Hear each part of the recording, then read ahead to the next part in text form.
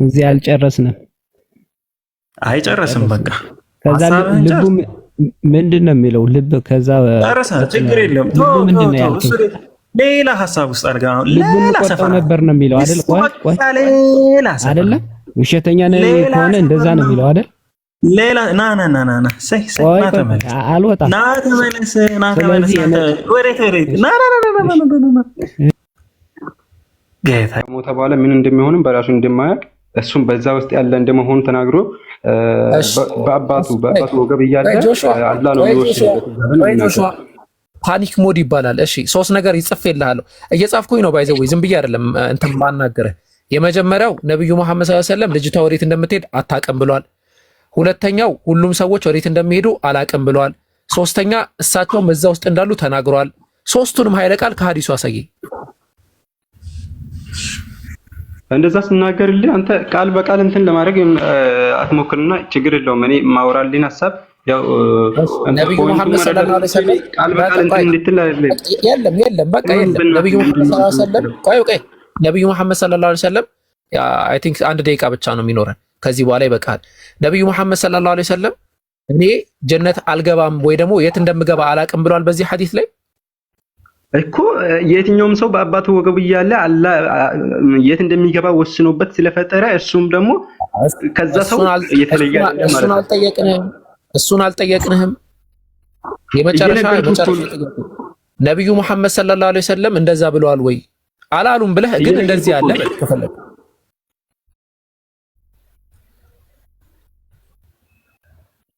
ታቲ የነገርኩህ እኮ ነው።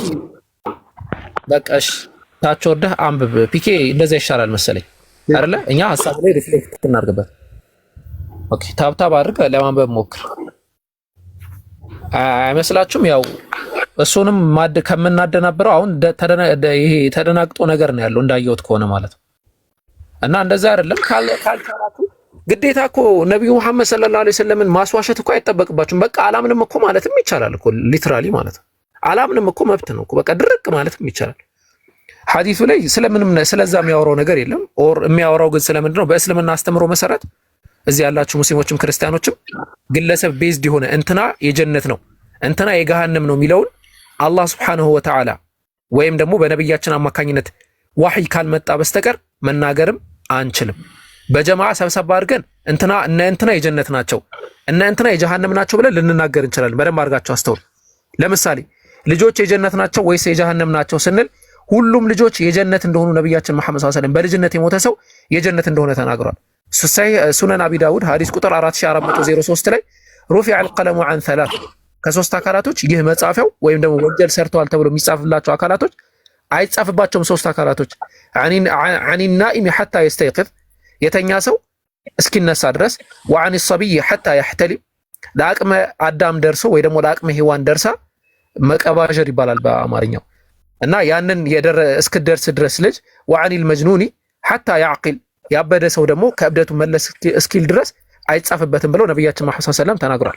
በሌላም ሐዲስ ላይ እነዛ ሙታን ልጆች በነብያችን ኢብራሂም ጎን ሆነው እንዳዩአቸው ነብያችን መሐመድ ሰለላሁ ዐለይሂ ወሰለም በሐዲሳቸው ተናግሯል ማለት ነው። እና ሐዲሱ የሚያወራው ያ ነው እንጂ ያ ልጅ የጀነት ነው የጀሃነም ነው ሳይሆን ሐሳቡ በጠቅላላው ካልሆነ በስተቀር በግለሰብ ደረጃ እንትና የጀነት ነው እንትና የጀሃነም ነው ማለት ስልጣን እኛ የለንም ለማለት ነው። ይሄ ነው ሐሳቡ። በሐዲስ ላይ ቀደም ያነሳነው ነገር ነበረ። ነብያችን መሐመድ ሰለላሁ ዐለይሂ ወሰለም የጀነት ናቸው ወይስ የጀሃነም ናቸው ሲባል አይደለም ነብያችን መሐመድ ሰለላሁ ዐለይሂ ወሰለም እኛ ምእመናኖች ራሱ የጀነት መሆናችንን ሙሉ በሙሉ መመስከር እንችላለን። አላህ ሱብሓነሁ ወተዓላ ቀድ አፍለሐል ሙእሚኑን እነዛ ምእመናን አካላቶች የጀነት ናቸው ብሎ ያስቀምጣል። ፈላህ ሆነዋል ማለት ጀነት ገብተዋል ማለት ነው። ፈመን ዙሕዚሀ ዐኒ ናር ወኡድኺለል ጀነተ ፈቀድ ፋዝ ከጀነት ከጀሃነም ተነስቶ ወደ ጀነት የገባ ሰው ያ በእርግጥ አሸንፏል ብሏል። አላህ ከጀነት ሰዎች አድርገን ማለት ነው። ፒኬ ይቀጥሉ። አፍዋን አሚን ጀዛከላህ። ስለዚህ ምንድነው ያቀረበው መስፈርት ነበረ። አንደኛው መስፈርት ውድቅ ሆኗል ማለት ነው። ከዚህ በኋላ ይህንን መስፈርት ይዞ ሌላ ቦታ ላይ መሄድ አይጠበቅበትም። ግን ባነሳው መስፈርት ዙሪያ ለምሳሌ እስኪ አብርሃም፣ ሙሴ፣ ያዕቆብ ምናምን እንዳለ እስከ ዮሐንስ ድረስ ያሉትን ነቢያቶች ይጥቀስና ጀነት እንደሚገቡ ያስቀመጡበትን ማስረጃ ካለ ወይም ገነት መንግስተ ሰማያትን እንደሚወርሱ ያስቀመጡበትን የተናገሩበትን ማስረጃ ካለ ያምጣ። ያንን ማስረጃ ማምጣት የማይችል ከሆነ ደግሞ በራሱ መስፈርት መሰረት እነሱ ይወድቃሉ ማለት ነው። ስለዚህ እነሱን የመቀበል ምንም አይነት ምክንያት አይኖረውም። መጀመሪያ ሪጀክት ማድረግ ያለበት እነዛን ሁሉ ነቢያቶች ነው ማለት ነውና አይ ቲንክ ራሱ ወይ ሀይቢ ገሃነም እኮ አይደለ ይገባ። አንድ ጥያቄ ነበረኝ። ይቅርታ አልተከፈተም ነበር አይደለ? ኢየሱስ ክርስቶስ እስከሚላክ ድረስ ገነት ነው። አው ግን ሲኦል ነው፣ ገሃነም ሳይሆን ሲኦል። ኦኬ አቡበከር ቆይ አንዴ ክብሬ፣ ቆይ ማንም ሰው ጥያቄ ሊጠይቅ አይደለም እዚህ ቤት የገባሽ። የጥያቄ ሰዓት የጥያቄ ፕሮግራም አይደለም። የተቀመጠው ርዕስ ጥያቄ ነው። ርዕሱ ምንድነው የሚለው? ለምንድን ነው ያልሰለም? ክብሬ አንዴ ያስጨርሰኝ። ለምን አልሰለምክም ይላል። ካሉ ብዙ ምክንያቶች ውስጥ አንዱ ምክንያት ብቻ ታቀርባለህ፣ መስፈርትህ ማለት ነው። ያልሰለምክበትን ምክንያት አንድ ምክንያት ብቻ ታቀርባለህ። በዛ በምታቀርበው ምክንያት ዙሪያ ከአቡኪ ጋር ታወራላችሁ ማለት ነው፣ ለምን እንዳልሰለምክ። ኦኬ።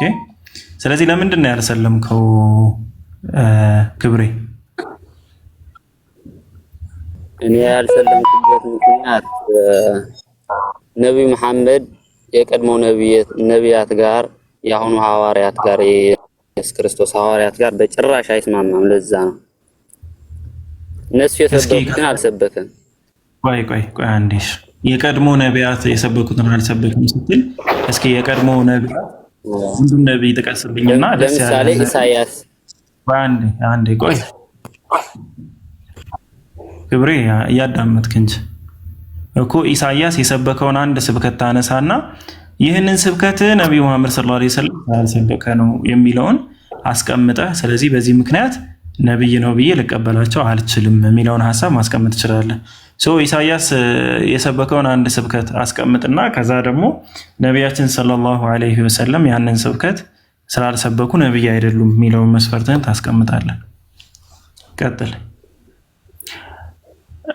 ጎሄ ዴሊ ሚውታ ለክርስቶስ ድንቅ መካር ኃያል ብሎታል። አምላክ ማለት ነው፣ የዘላለም አባት ተብሏል።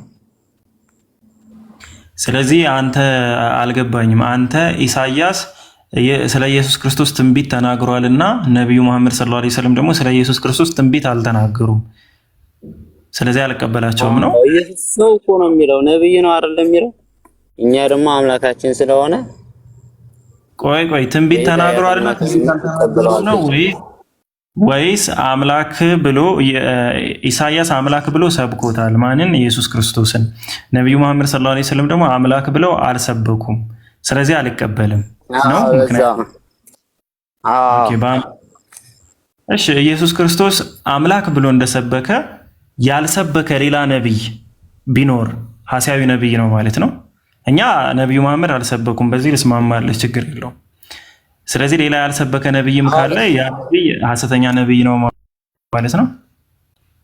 እሺ ለነብይ መሐመድ ማለት ትንቢት የተናገረለት አንድ ነብይ ይስታል። ክብሬ አንድ ፖይንት ብቻ ነው ያልኩህ። አሁን ችግር ይሄ ነው። ስለዚህ ወደ ሌላ ሐሳብ አትሄድ። ስለዚህ በአንተ መስፈርት መሰረት ኦኬ ለነብዩ መሐመድ ሰለላሁ ዐለይሂ ወሰለም ስለ ኢየሱስ ክርስቶስ አምላክነት አልሰበኩም። ኢሳይያስ ግን ሰብኳል። ስለዚህ ስላልሰበኩ ነብይ አይደሉም። ይሄ ነው መስፈርትህ? አዎ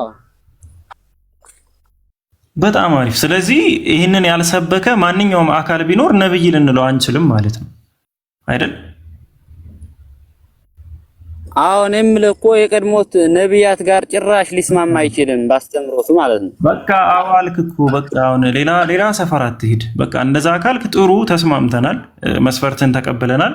አዎ በአንተ መስፈርት መሰረት ነቢያችን ሰለላሁ ዐለይሂ ወሰለም ስላልሰበኩ ትክክለኛ ነብይ አይደሉም። በአንተ መስፈርት መሰረት ጥሩ ነው። ስለዚህ ወደ ኢሳይያስ እንመለሳለን። እስኪ አብርሃም፣ ያዕቆብ፣ ይስሐቅ እንትናን ጨምሮ በለዓምም ነብይ ነው፣ ዕንባቆምን ጨምሮ እስኪ ኢየሱስ ክርስቶስ አምላክ ነው ብሎ የሰበከ ከነዚህ ውስጥ አንድ ነብይ አምጣ። ካላመጣህ ደግሞ ማስረጃ ካላመጣ እነዚህ በሙሉ ነብይ አይደሉም ማለት ነው በአንተ መስፈርት መሰረት።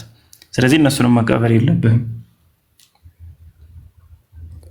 በደንብ ነው የምቀበላቸው። የእነሱ አስተምሮና የሌላቸው አስተምሮ ነቢያት በደንብ ስለሚስማማ እኮ ነው የምነግርህ። የሰበኩበትን አሁን መስፈርትህን እንዴት እንደሚያሟሉ ማስረጃ አቅርብልኝ። ኢየሱስ ክርስቶስ አምላክ ነው ብለው የሰበኩበትን ኢሳያስን ጨምሮ ማስረጃን አቅርብና ነብይ ናቸው ነው በላቸው። እነሱ አልተረዳኝም መሰለኝ። እኔ የምልህ የቀድሞ ነቢያት በሙሉ የሰበኩትን አልሰበከም በጭራሽ። እሺ አላህ የሚታወቅ ከሆነ በነቢያት ስትገኝ ምንድነው ስብከታቸው አልኩ አይደል? ምንድነው ስብከታቸው ስለ የኢየሱስ ክርስቶስን አምላክነት ሰብከዋል። ኢሳያስ ሰብከዋል አልክ። ስለዚህ አሁን ወደ ስብከታቸው ዲቴል ሆነ ኢሳያስ የሰበከበትንም አብርሃምም የሰበከበትን አምጣና ነብይነቱን አትረዳል። ችግር የለም። ኢየሱስ ሳይገለጽ ሳይሆን የሃዌ ራሱ የሃዌ አይደል የሰበኩት ነቢያት በሙሉ እኮ የሃዌ እኮ ነው የሰበኩት። እሺ አላህ የሚባል ነብይ አንድ ነብይ የሰበከ እሺ ሳይም በማስረጃ ማለት አብርሃም ያህዌን ለመስበኩ ማስረጃ አስጠኝ እስኪ። አብርሃም ያህዌን ለመስበኩ በአብርሃም እኛ እኮ ከሙሴ በፊት እኮ መጽሐፍ የለም ብለው እኮ ነው የምናምነው። ስለዚህ አብርሃም ነብይም አይደለም ምንም አይደለም ማለት ነው። አትቀበለውም አብርሃምን? እቀበለዋለሁ እንጂ በደንብ አድርጌ። ያህዌን ሰብከዋል አብርሃም? እስኪ ያህዌ እያለ ያህዌ የሚባል አምላክ እያለ የሰበከበትን ማስረጃ አምጣ። እኛ ደግሞ ከሙሴ በፊት መጽሐፍ አልነበረም። ራሱ ሙሴ ራሱ ስለጻፈ እኮ ነው የምቀበለው። የአብርሃም ነገር ስለጻፈልን የአብርሃም በደንብ አድርጎ ስላስረዳን እኮ ነው አብርሃም እንቀበለው። እሺ ሙሴ አብርሃም ያህዌ እያለ ይሰብክ ነበር ብሎ የጻፈበት ማስረጃ ካለ ሙሴ እሱን ማስረጃ አምጣና አብርሃምን እናሳልፈው ነው የምልህ በመስፈርቱ። ካልሆነማ ሌላ እንትን አታውራ፣ ወደ ሌላ ሰው አሳልፌ ይሰጣል። ስለዚህ ለሱ ማስረጃ አምጣ መጀመሪያ። የነሱ ከአብርሃም በፊት ከሙሴ በፊት መጽሐፍ አልነበረም። ከየት አመጣልሃለሁ ታዲያ? እኛ እናምን መጽሐፍ ነበረ ወይስ አልነበረም ብዬ አልጠየቅኩም። መጽሐፉን ተወው አልኩ እኮ። ሙሴ ራሱ አብርሃም ያህዌ ብሎ እየሰበከ ያስተምር ነበር የሚል ማስረጃ ሙሴ ራሱ ከጻፈ ያንን የጻፈበትን አምጣ። ስለ አብርሃም የአብርሃምን ታሪክ በሙሉ ከሙሴ መጽሐፍ ከኦሪቶች አይደል የምታገኘው? ስለዚህ ከዛ ማስረጃ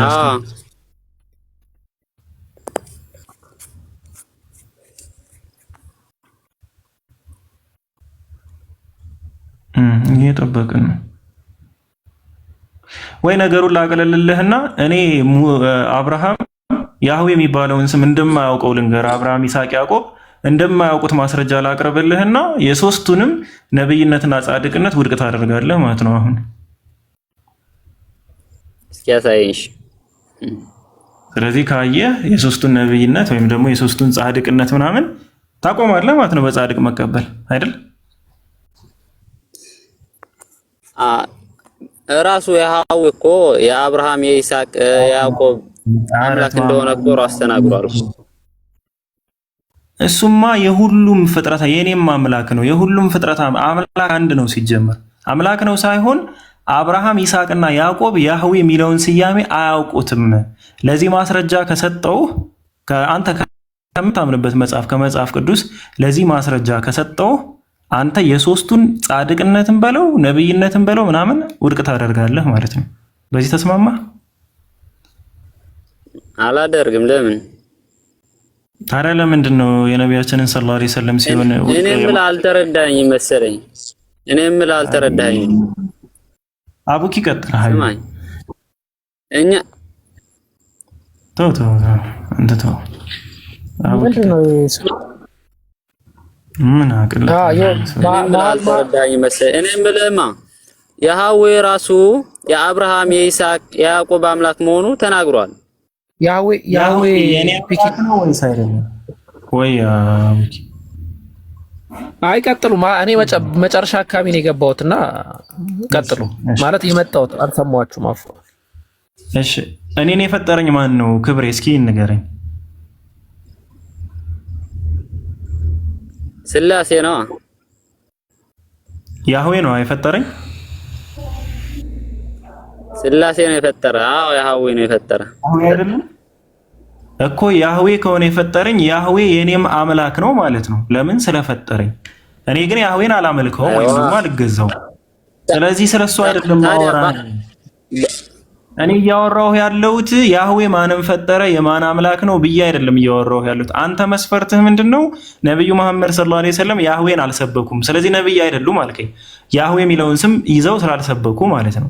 ስለዚህ ይህን መስፈርት ወሰድኩልህና አብርሃም፣ ይስሐቅና ያዕቆብ ያህዌ የሚባለውን ስም እንደማያውቁት በማስረጃ ከሰጠው የሶስቱንም ነብይነት ውድቅ ታደርጋለህ ወይ? የሶስቱንም ጻድቅነት ምናምን ወሬቨር ውድቅ ታደርጋለህ ወይ ነው አሁን የኔ ሐሳብ በአንተ መስፈርት ማለት ነው። የእነሱ አምላክ ነው አይደለም የሚል ጥያቄ ነው ያልጠየቅኩህ። ማን ጠየቀህ እንደዛ?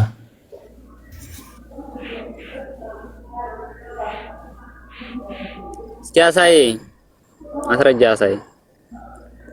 ዲል ሊኖረንም ይገባል። መጀመሪያ ተማምነን ነው ኢርሃመኪላ ችግር የለም አሳይ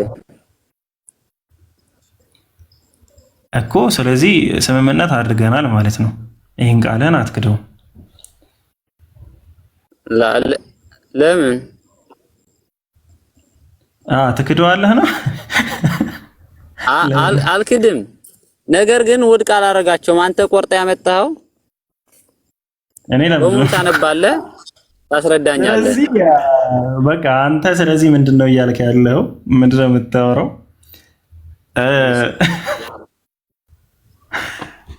ይህንን ስም አወቁትም አላወቁትም የእነሱን እቀበላለሁ። ነቢያችን ሰለላሁ ዐለይሂ ወሰለም ግን ይህንን ስም ካላወቁት አልቀበልም ነው አይደል?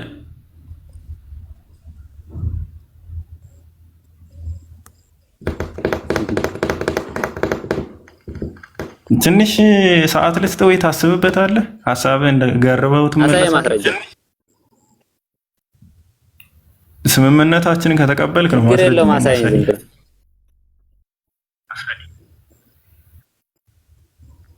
ችግር የለውም አትበል። ተስማምተሃል? ለምንድን ነው የክርስቶስ አምላክነት ማትቀበሉት? እስቲ አንድ ምክንያት ንገረኝ። ኧረ እኔ 89 ምክንያት እነግርሃለሁ። የምን አንድ? ዛሬ ርዕሳችን አይደለም፣ ስለዛ አላወራም። አሁን የተጠየቀውን ብቻ ነው የምትመልሰው። 7 ምክንያት 8 ምክንያት ምናምን አትበል።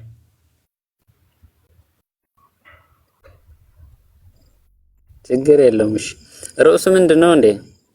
ለምን ክርስቲያኖች ተስማማ? ካሜራ ልክፈት ጋሼ። በደንብ እስማማለሁ። ክርስትና ወይስ እስልምና?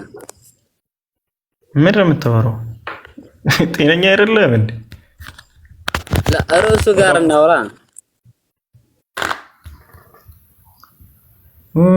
አንተ በጣም ትዘገያለህ መሰለኝ።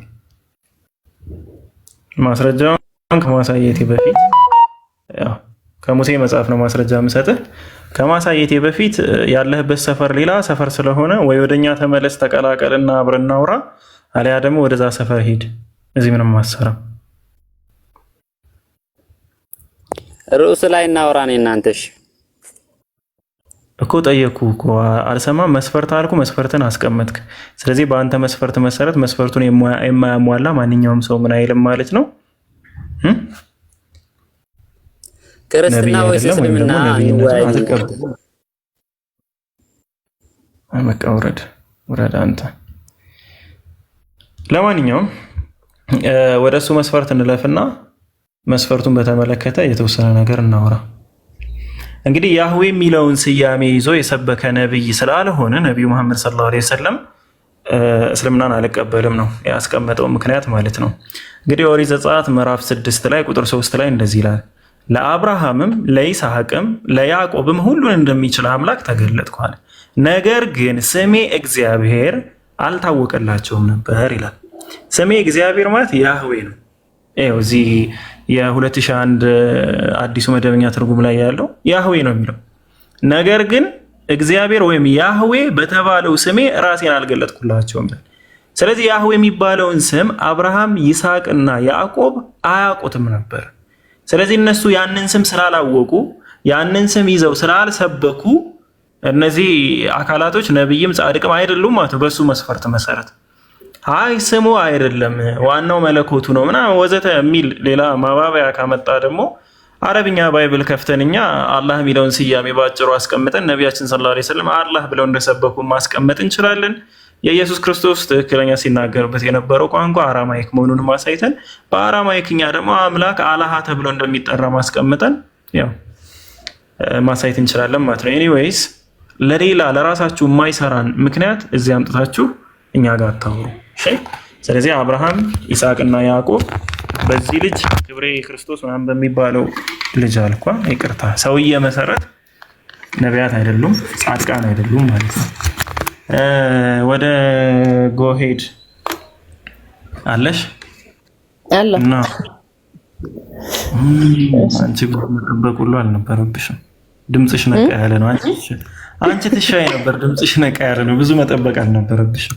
አሁንማ እንቅልፍ የመጣ እኮ በቃ እና ሽሩሩን በልና ትተኛለሽ። አይ ውይይታችሁ ረዘመ፣ ለዛ ነው። እሺ እኔ ራሱ እያተፋኝ ነው የቆየሁት። ልጁ ትንሽ ብቻ ተይው ሀሜት ይሆንብናል። ወደ ርዕሱ እንመለስ። እሺ ጥያቄው ለምን ሐሳባችን ክርስቲያን ሆንሽ ይላል። አሁን ክርስቲያን ሆንሽ ከሚለውን ጀምራ። አይ እንደዛ አይደለም አካሄዳችን። መጀመሪያ ለምን አልሰለምሽም የሚለውን አንድ ነጥብ ታነሽና ከዛ በኋላ ምንድነው ጥያቄ አይደለም የምትጠይቂው፣ ኦኬ ሐሳብ ነው የምታስቀምጪው። በዛ ሐሳብ ዙሪያ ግን እናወራለን ነው። ያን ከጨረስን በኋላ ለምን ክርስቲያን ሆንሽ ለሚለው ደግሞ እንደዚሁ አንድ ነጥብ፣ ለሁለቱም ግን መሰረታዊ ነጥቦችን ነው የምታስቀምጪው። ስለዚህ ብዙ ምክንያት ሊኖረው ይችላል ሰው፣ ትልቁ የምትይው ምክንያትሽን ነው የምታስቀምጪው። እሺ ጎሄድ። ስለዚህ ለምን አልሰለምሽም ካልኩኝ ሁሉም ሰው አንድ መንገድ ነው ትክክል ብሎ የሚከተለው አይደለም። በመጽሐፍ ቅዱስም ከሄድክ አንድ መንገድ አለ ነው የሚለው ወደ ፈጣሪ የሚወስደው። እኔ ደግሞ ያንን መንገድ አግኝቼዋለሁ ብዬ ስለማስብ በራሴ በሌላ መንገድ ማለት ነው ብዬ ስለማስብ እስላም አልሆንኩም ማለት ነው፣ አልሰለምኩም። ጥሩ ባጭሩ ያልሰለምሽበት ምክንያት ክርስቲያን ስለሆንሽ ነው። አዎ ክርስቲያን ስለሆንኩኝ እና ክርስትና ደግሞ ወደ ፈጣሪ የሚወስድ አንድና ትክክለኛ ብቸኛ መንገድ ነው ብዬ ስለማምን እስላም ልሆን አልችልም። ምክንያቱም በክርስትና ሁለት ነገር መከተል አይቻልም። አንዱን ነገር መምረጥ አለብህ። ልክ አሁን በሐሳብሽ በሱ ሐሳብ ተስማምቻለሁ። የአንቺ ምክንያት ኦልሬዲ የተሻለ ነው። ሰው በንጽጽር አንዳንድ ነገሮችን ላስቀምጥልሽና በዛ ዙሪያ ላይ ክርስትና ያለውን ነገር ታስቀምጫለሽ። ወይም ደግሞ አምላክ የሆነው እስኪ ስንት አምላክ ነው የምታመልኪው? ለምሳሌ በክርስትና ላይ መጽሐፍ ቅዱስ ላይ የሚለው አንድ አምላክ አለ ነው የሚለው። ስለዚህ አንድ አምላክ ነው ማመልከው እኔ።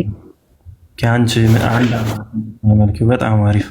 ያ የምታመልኪው አንድ አምላክ አባትና ልጅ አለው?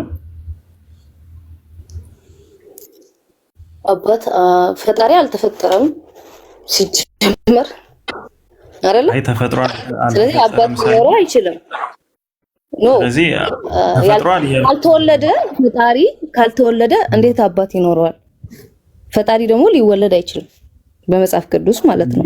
ምክንያቱም ፈጣሪ መጀመሪያ መጨረሻም የለውም ነው የሚለው መጽሐፍ ቅዱስ ላይ። አዎ በጣም አሪፍ ነው። አታርዝሚውና አጠር እናድርገው። ስለዚህ አንቺ የምታመልኪው አንድ አምላክ አባት የለውም ብለሽናል። ጥሩ ልጅስ አለው ወይስ የለውም? በክርስትና ስትሄድ ለፈጣሪ እኛ ሁላችንም ልጆቹ ነን። ልጅ ማለት ስትሄድ ኦንቶሎጂካሊ ልጅ አለው በፍቅር አልወለደም። አሁን እንደ ሰው በሚወልድበት መንገድ ልጅ ሊወልድ አይችልም ፈጣሪ። ግን እኛ ሁላችንም ፈጥሮናል አይደል ፈጣሪ። አንዴማ ጎሄድ አሁን እኛ በፍጡራን ለምሳሌ አባት ሲባል እንደዛ ከሆነማ እኮ አባትንም ወደዛ መውሰድ ቻለሽ። አባት ማለት ክሬተር ነው፣ አስተናባሪ ነው፣ መጋቢ ነው ምናምን። ስለዚህ አባት ልንለው እንችላለን ማለትም ትችይ ነበር።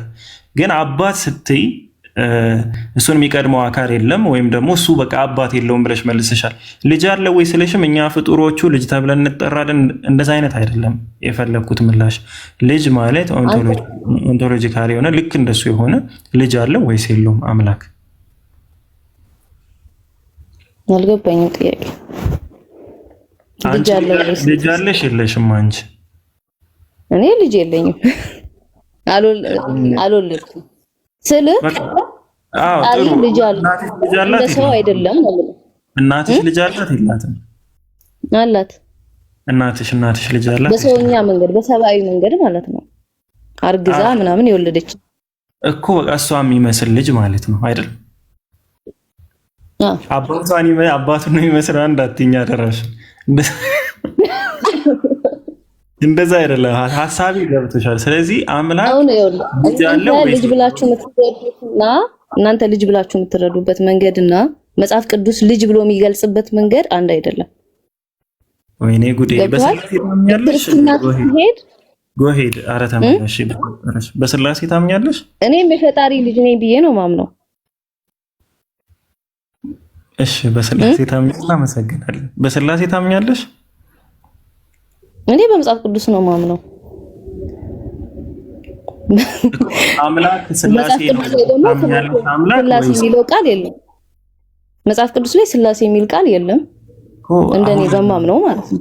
በቃ በሚያግባባን ቋንቋ አውሪሽ። አሁን ሌሎችም ኦርቶዶክስ መጣው በመጽሐፍ ቅዱስ ነው ማምነው ብለው ነው በስላሴ አምናለሁ የሚሉ። ስለዚህ እኔ የምጠይቅሽን ብቻ እንጂ አንቺ ምንድነው የጫማ ቁጥርሽ ስንት ነው ስልሽ ጃኬቴ እንደዚህ ነው አይነት ነገር አትመልሽ። በቃ የጠየኩሽን ብቻ። ስለዚህ በአንድ አምላክ ጥሩ። አሁን ያ የምታምኙ አንድ አምላክ ሰማያትና ምድርን ፈጠርኩ ሰራው ከሚለው ባሻገር ለመፍጠሩ ያስቀመጠልሽ ማስረጃ ምንድን ነው? ምን ለማለት? ሰማያትና ምድርን ፈጠርኩ ወይም የሰው ልጆችን ፈጠርኩ ከሚለው ቃል ውጪ ለመፍጠሩ ኤቪደንስ ያስቀመጠልሽ ማስረጃ ምንድን ነው እንድትቀበዩ የሚያደርግ? ለምሳሌ ይህንን ቃል እንዳትወስጂ የፈለኩበት ለምንድን ነው? በየትኛውም ሃይማኖት እስልምናን ጨምሮ በየትኛውም ሃይማኖት አምላክ የሰማያትና የምድር አስገኝ ፈጣሪ መሆኑ ተቀምጧል፣ በየትኛውም ሃይማኖት። ስለዚህ ለዛ ነው ከዛ መስፈርት እናሻሽለውና ለመፍጠሩ ኤቪደንስ ማሳያ ማስረጃ ይሆናል ብለሽ የምታቀርቢው እሱ የሰጠሽ ማስረጃ ምንድን ነው? ገና መጽሐፍ ቅዱስ ሲጀምር ምንድን ነው የሚለው?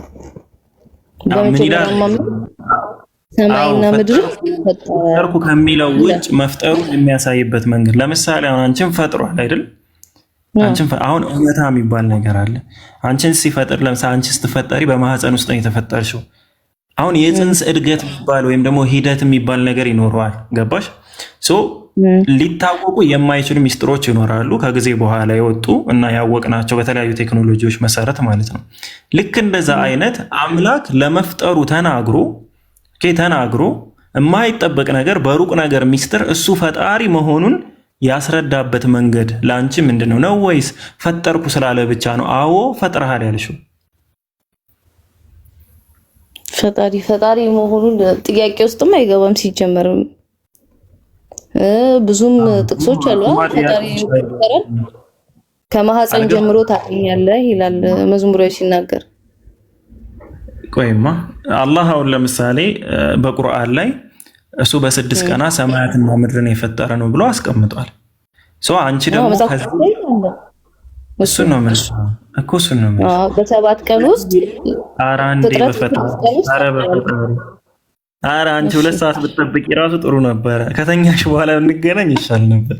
እንዲህ መንገድ ላይ አግኝተሽ ካለ እኔ ጥያቄ እኮ ግልጽ አልሆነልኝም። ፈጣሪ መሆኑን ለምን አምንሽ ነው የምትለኝ? አምላክ እኮ ግልጽ የሚሆንልሽ መጀመሪያ ጥያቄን ስትረጂው ነው። እሺ አሁን በ6 ቀናቶች ውስጥ ሰማያትና ምድርን እንደፈጠረ አላህ Subhanahu Wa Ta'ala ቁርአን ላይ ያስቀምጧል። መጽሐፍ ቅዱስ ላይ ደግሞ እግዚአብሔር በመጀመሪያ ሰማይና ምድርን ፈጠረ፣ ሁለተኛ ቀን፣ ሶስተኛ ቀን እያለ እንደዚሁ አስቀምጧል። ተመሳሳይ ነገር ነው የተቀመጠው። አንቺ ከአላህ ይልቅ አላህ ተብሎ ከተገለጸው ይልቅ እግዚአብሔር ነው ፈጣሪ ስትይ ለመፍጠሩ ከዚህ ከቃሉ ፈጠርኩ ከሚለው ነገር ውጪ ፈጣሪ ለመሆኑ ምንድነው የሰጠሽ ማስረጃ ነው የምልሽ። መጽሐፍ ቅዱስ ላይ ተገልጿል ፈጣሪ መሆኑን። አላህ እኮ ማለት ጌታ ይባርክሽ፣ የምር ጌታ ይባርክሽ። እድገው አቡኪ ካለ ቀጥል፣ የምታነሳው ሐሳብ ካለ አቡኪ ቀጥል። አይ ጨርሰናል። እሺ በጣም ነው የማመሰግነው። ባይዘዌ አንድ አምላክን በማምለክሽ በጣም ትመሰገኝም ይገባል። ጥሩ መንገድ ነው ኢንሻአላህ። እሺ ለምንድን ነው ቆይ ያልገባኝ ጥያቄ እግዚአብሔርን ለምን መረጥ አላህ ይልቅ ነው ያልከኝ? ቆይ ማማ አንዴ ቅድም ስትይ እንትናን አስታወሽኝ። አንድ የሂንዱ ጓደኛ አለኝ ሂንዱይዝም እምነት ተከታይና እንዳንቺ ነው የሚለው ታውቂያለሽ። ለምንድነው ማሰልመው ስንለው እኔ በቃ ሂንዱይዝም ትክክለኛ ሃይማኖት መሆኑን በውስጥ ያመኛለው ምናምን ተመችቶኛል፣ በደንብ ከአምላኬ ጋር እየተገናኘው ነው ምናምን ይላል። እና ያስኬዳል ብለሽ ታምኛለሽ? ያ ሐሳብ ክርስትናን እኮ ስትቀበል ተመችቶኛል ብለህ ሳይሆን እያንዳንዱ የመጽሐፍ ቅዱስን ጥቅስ መርምረህ ትክክል መሆኑን አረጋግጠ አይደለ? ፈትኑ፣ መርምሩ፣ የሚበጃችሁን ያዙ ነው የሚለው መጽሐፍ። በቃ አሁን ምን ታረጋለህ መሰለህ ፒኬ? በቃ አሁን አይ መጀመሪያ እንደዛ ስላልሽ ነው። እስቲ አሁን አንቺ እንዴት አድርገሽ መርምረሽ ነው ክርስትና ትክክል እስልምና ስህተት ያልሽው የሚለውን ለፒኬ ያስረጅው። ሃይማኖቴ አይደለም እስልምና ሳይሆን መመርመር ያለብኝ እኔ መጽሐፍ ቅዱስን ነው መመርመር። እሺ ቆይ ለምሳሌ ባይብልን ለምሳሌ ምንድነው እሺ መርምረሽ ምን አገኘሽ? እሺ ክርስትና ማለት ወደ ፈጣሪ የሚወስድ አንድ መንገድ እንደሆነ፣ ክርስትና ደግሞ ትርጉሙን ስትመለከተው ምን ማለት ነው? ክርስቶስን መከተል ማለት ነው። ክርስቶስ ላይ ሆኖ በነበረበት ጊዜ ሲያደርጋቸው የነበሩ ነገሮች አሉ፣ ያስተማረን ነገሮች አሉ።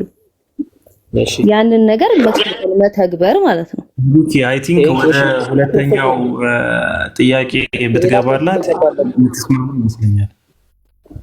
ኦኬ ለምን ክርስቲያን ሆንሽ በሚለው ሐሳብ ነው ወይስ?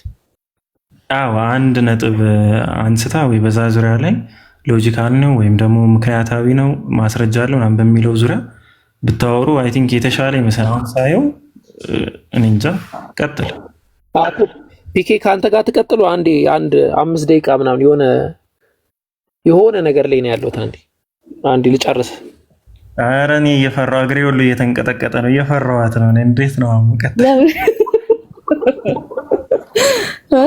አሁን ትንሽ ቀልጅለትና እንዳይፈራሽ በጣም ፒኬ ሰው ይፈራልና ትንሽ ቀልጅለትና ቀጥሉ። ከዛ እሺ ልቀጥል ወሬ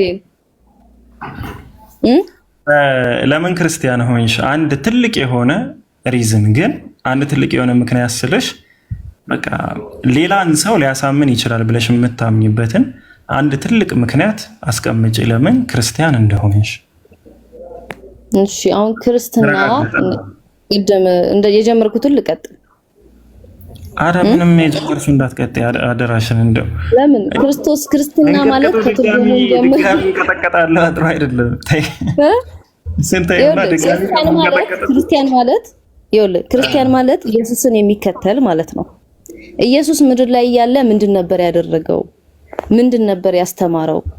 ኢየሱስ ክርስቶስ ምድር ላይ በነበረበት ጊዜ ፍቅር ነው ያስተማረው። ሰዎችን መውደድ፣ ጎሄድ በቃ አሁን ዋና ያስተማረው ነገር ደግሞ ምን እንደሆነ ልንገር። የመጨረሻ ክርስቲያን ለምን እንደሆንኩ ማለት ነው። አትንገሪኝ፣ ኧረ ስሞትልሽ። መጨረሻዋ ቀርባለች ንስሐ ግቡ እያለ ነበር ሲያስተምር የነበረው አይደለም? ቆይ አንድ ጊዜ ቆይ ላውራ። እኔ የታል ፒክ ያለ? ቆይ መሲ አንዴ እሺ፣ ታወራለሽ፣ ትቀጥያለሽ፣ ከአንቺ ጋር ትቀጥላለች። አንዴ እሺ። አሁንም ጎሄድ ሰበኪነ አላልንሽም። ከአንድ ምክንያት ብለንሻል። ስለ ፍቅር አስተምረዋል። ኢየሱስ ክርስቶስ ስለ ፍቅር ስላስተማረ ከሆነ እሺ አንድ ምክንያት አድርገን እንወስድልሻለን ማለት ነው። እሺ አንድ ምክንያት ነው የተባልሽ። አሁን አንድ ምክንያት አስቀምጭና ከዛ በዛ መሰረት ደግሞ ሌሎች ሰዎችን እንመዝንበታለን። ያንቺን ሚዛን ይዘን ሌላ ሚዛን እንጨምርበታለን፣ ሌላ አካል እንመዝንበታለን ማለት ነው። ገባሽ? ስለዚህ ክርስትናን የተቀበልሽበት አንድ ትልቅ ምትሆን አንድ ሚዛን አስቀምጭ፣ አንድ መስፈርት አስቀምጭ፣ አንድ ፖይንት። ከዛ ከመሲ ጋር ትቀጥላላችሁ።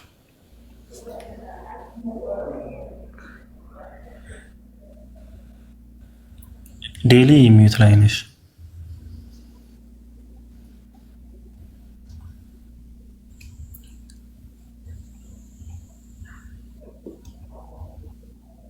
ዴሊ የት ሄድሽ?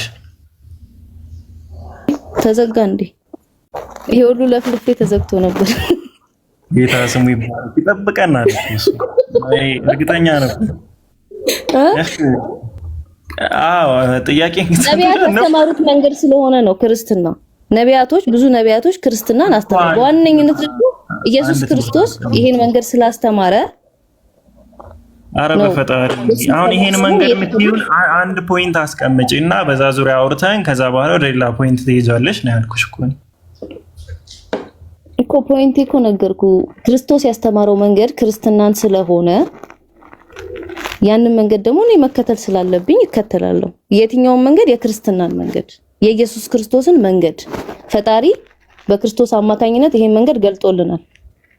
እሺ ኢየሱስ ክርስቶስ ክርስትናን ተከተሉ ያለበትን በቃ እሺ ማስረጃ ስጪኝ። አንድ ማስረጃ። ክርስትና ማለት ኢየሱስ ክርስቶስን መከተል ነው። ኢየሱስ ክርስቶስ ምን አስተምሯል እዚህ ምድር ላይ ያለ ያንን መንገድ ታጠናና ከመጽሐፍ ቅዱስ እንደ ክርስቶስን ምሰሉ ተብለን አሁን ምን ክርስትናን መምሰል ማለት ነው።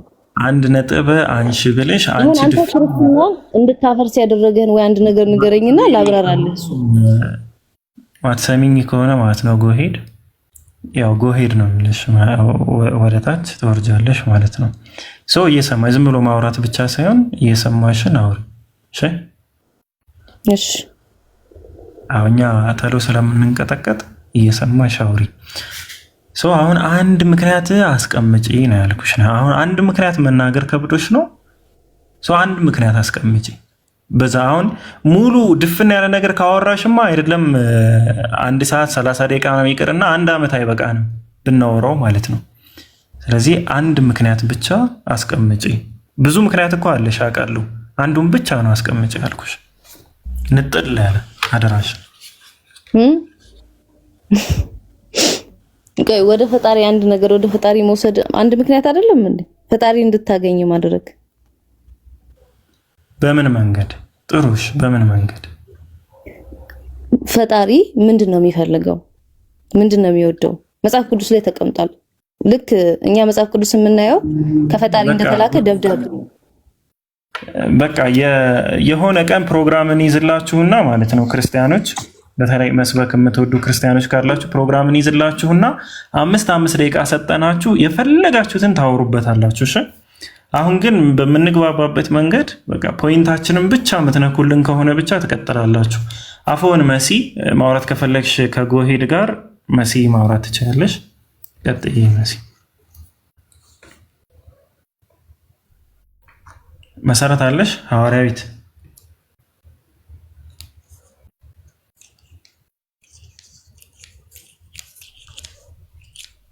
እሺ መሰረትም የለችም መሰለኝ።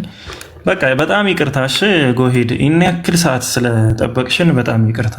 ስብከት መሆኑን ብናቅኛ መጀመሪያው ላይ በቃ አጠብቂ ነው አክሽን የትራንስፖርት አጥሮች ሆነ እንስጥሽ ብለን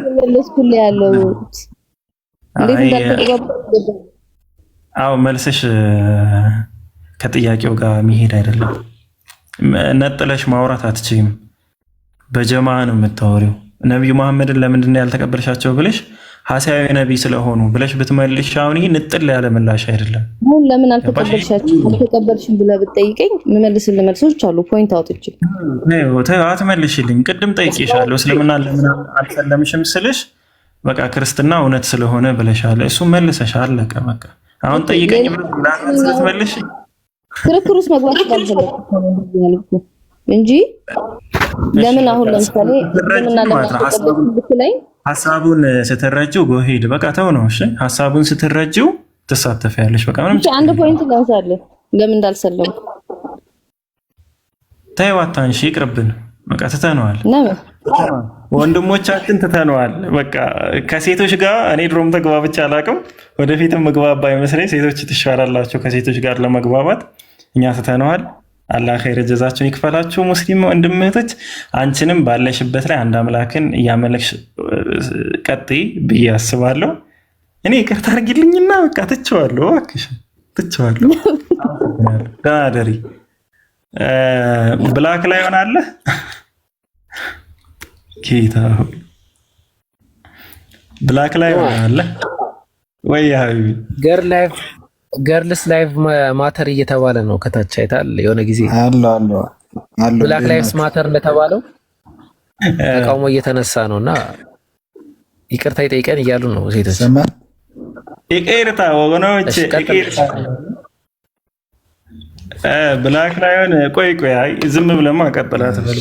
እስኪ ህጋችንን ንገረን ብላክ ላይሆን የዛሬ ህጋችንን ንገረንና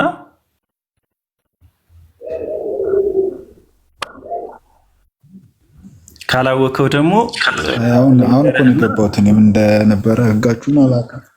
እሺ ጥሩ ህጉን ላስታውስ ንገሩ።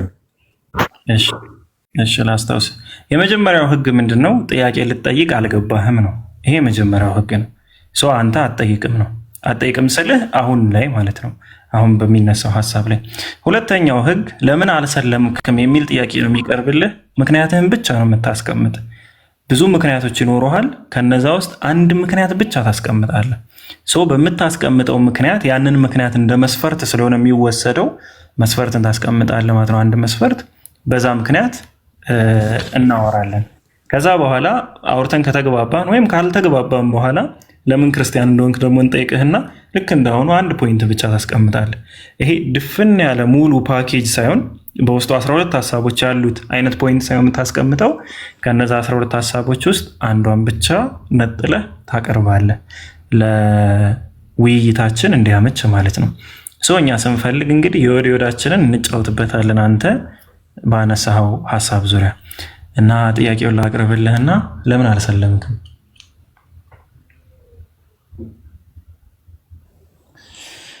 እሺ ለምን አልሰለምክም? ያው ማለት ጥያቄ መጠየቅ አይቻልም ስላልከኝ ነው እንጂ ማለት ለምን ልስለም ነበር የኔ ጥያቄ። ምን አይቼ ልስለም ነበር ልልህ ነበረው፣ ግን ጥያቄ መጠየቅ አይቻልም አልከኝ። ግን ማልሰለምበት ምክንያት ልንገርህ፣ አንድ ብቻ መሰረታዊ ነገር። አንድ ምክንያት ቆይ አንዴ ብላክ ላይ አሁን ያነሳው ባይዘ በጣም አሪፍ ነው። መጀመሪያ መጣህ ቢሆን እንገባበት ነበር ሀሳቡን በስፋት ጥሩ ስለሆነ። ግን አሁን ለምሳሌ ስለማላውቀው እስልምና ነው፣ ይሄው ምክንያት ነው። በቃ የሆነ የግድ የሆነ ነገር ማንሳት አይጠበቅባቸውም። ለምክንያት ቆይሻ ሀሳቡን እንደዛ ነው እያልኩ አይደለም። ያንተ ምክንያት እየተሰማኝ አይደለም። ፒኬ የኔ ድምጽ ይሰማችኋል? አቡኪ መሲ ቅድም ስንት የተጠራል አልነበረሽም? ከቦጋ ወይዚ ደጋግሜ ጠርቼሽ ነበርና አሁን ትተናታል። እሺ ብላክ ላይሆን ከአንተ ነው መሰለኝ ችግሩ። አሁን ይሰማል? እሺ ከተሰማ አንድ ፖይንት ንጥል ያለ ፖይንት ብቻ ነው የምታስቀምጥ። ኦኬ እንደዛ ነው የምታስቀምጥ። ይሰማኛል፣ ይሰማል። እሺ በቃ ውረድና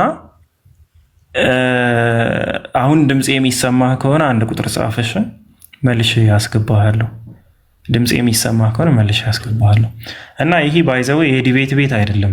የዲቤት ቤት ከሆነ የፈለጋችሁት የተሳሳተ ቦታ ስለመጣችሁ ያው መሄድ ትችላላችሁ። ከታች አንዳንድ ክርስቲያኖች ደግሞ ፈርተህ ውይይት ምናምን እንደዛ የምትሉ ሰዎች፣ እኔ በጣም ፈሪ እግሬ ሁሉ የሚንቀጠቀጥ ሰው ስለሆንኩ ይህንን ድምፅ ሪከርድ አድርጉትና ሄዳችሁ ፖስቱትና ቀሱ እግሩ የሚንቀጠቀጥ ፈሪ ሰው ነው አይወያይም ብላችሁ ለፈፉበት ከፈለጋችሁ ማለት ነው። እንደዚህ እያልክ አታርቅብን። ሌላ ፕሮግራም ካለ የዲቤት ፕሮግራም ላይ ትመጣላችሁ በላቸው። ጋነሽ እንደሚባለው መሰለኝ አቡኪ እንዴ ሊያስረጁኝ በአንዴ ላረጅ። አላህ አላህ አለ። ትክክል ጎሄድ። ግን ሁሉም ደግሞ በየቦታው ሲሆን አሪፍ ነው። እሺ ስብከትም ቦታ አለው፣ ውይይትም ዲቤትም አቡኪ እንዳለው እኛ ሁሉ አሁን ወደፊት ዲቤት የምናዘጋጅባቸው ጊዜያቶች ይመጣሉ፣ ቦታ አላቸው። የዛሬ ርዕስ ግን ዲቤትም አይደለም ስብከትም አይደለም። አንሰብካችሁም አትሰብኩንም፣ ምክንያታችሁን ብቻ ነው የጠየቅናችሁ ማለት ነው። እሺ አይ ቲንክ አሁን ሰርቶልሃል መሰለኝ።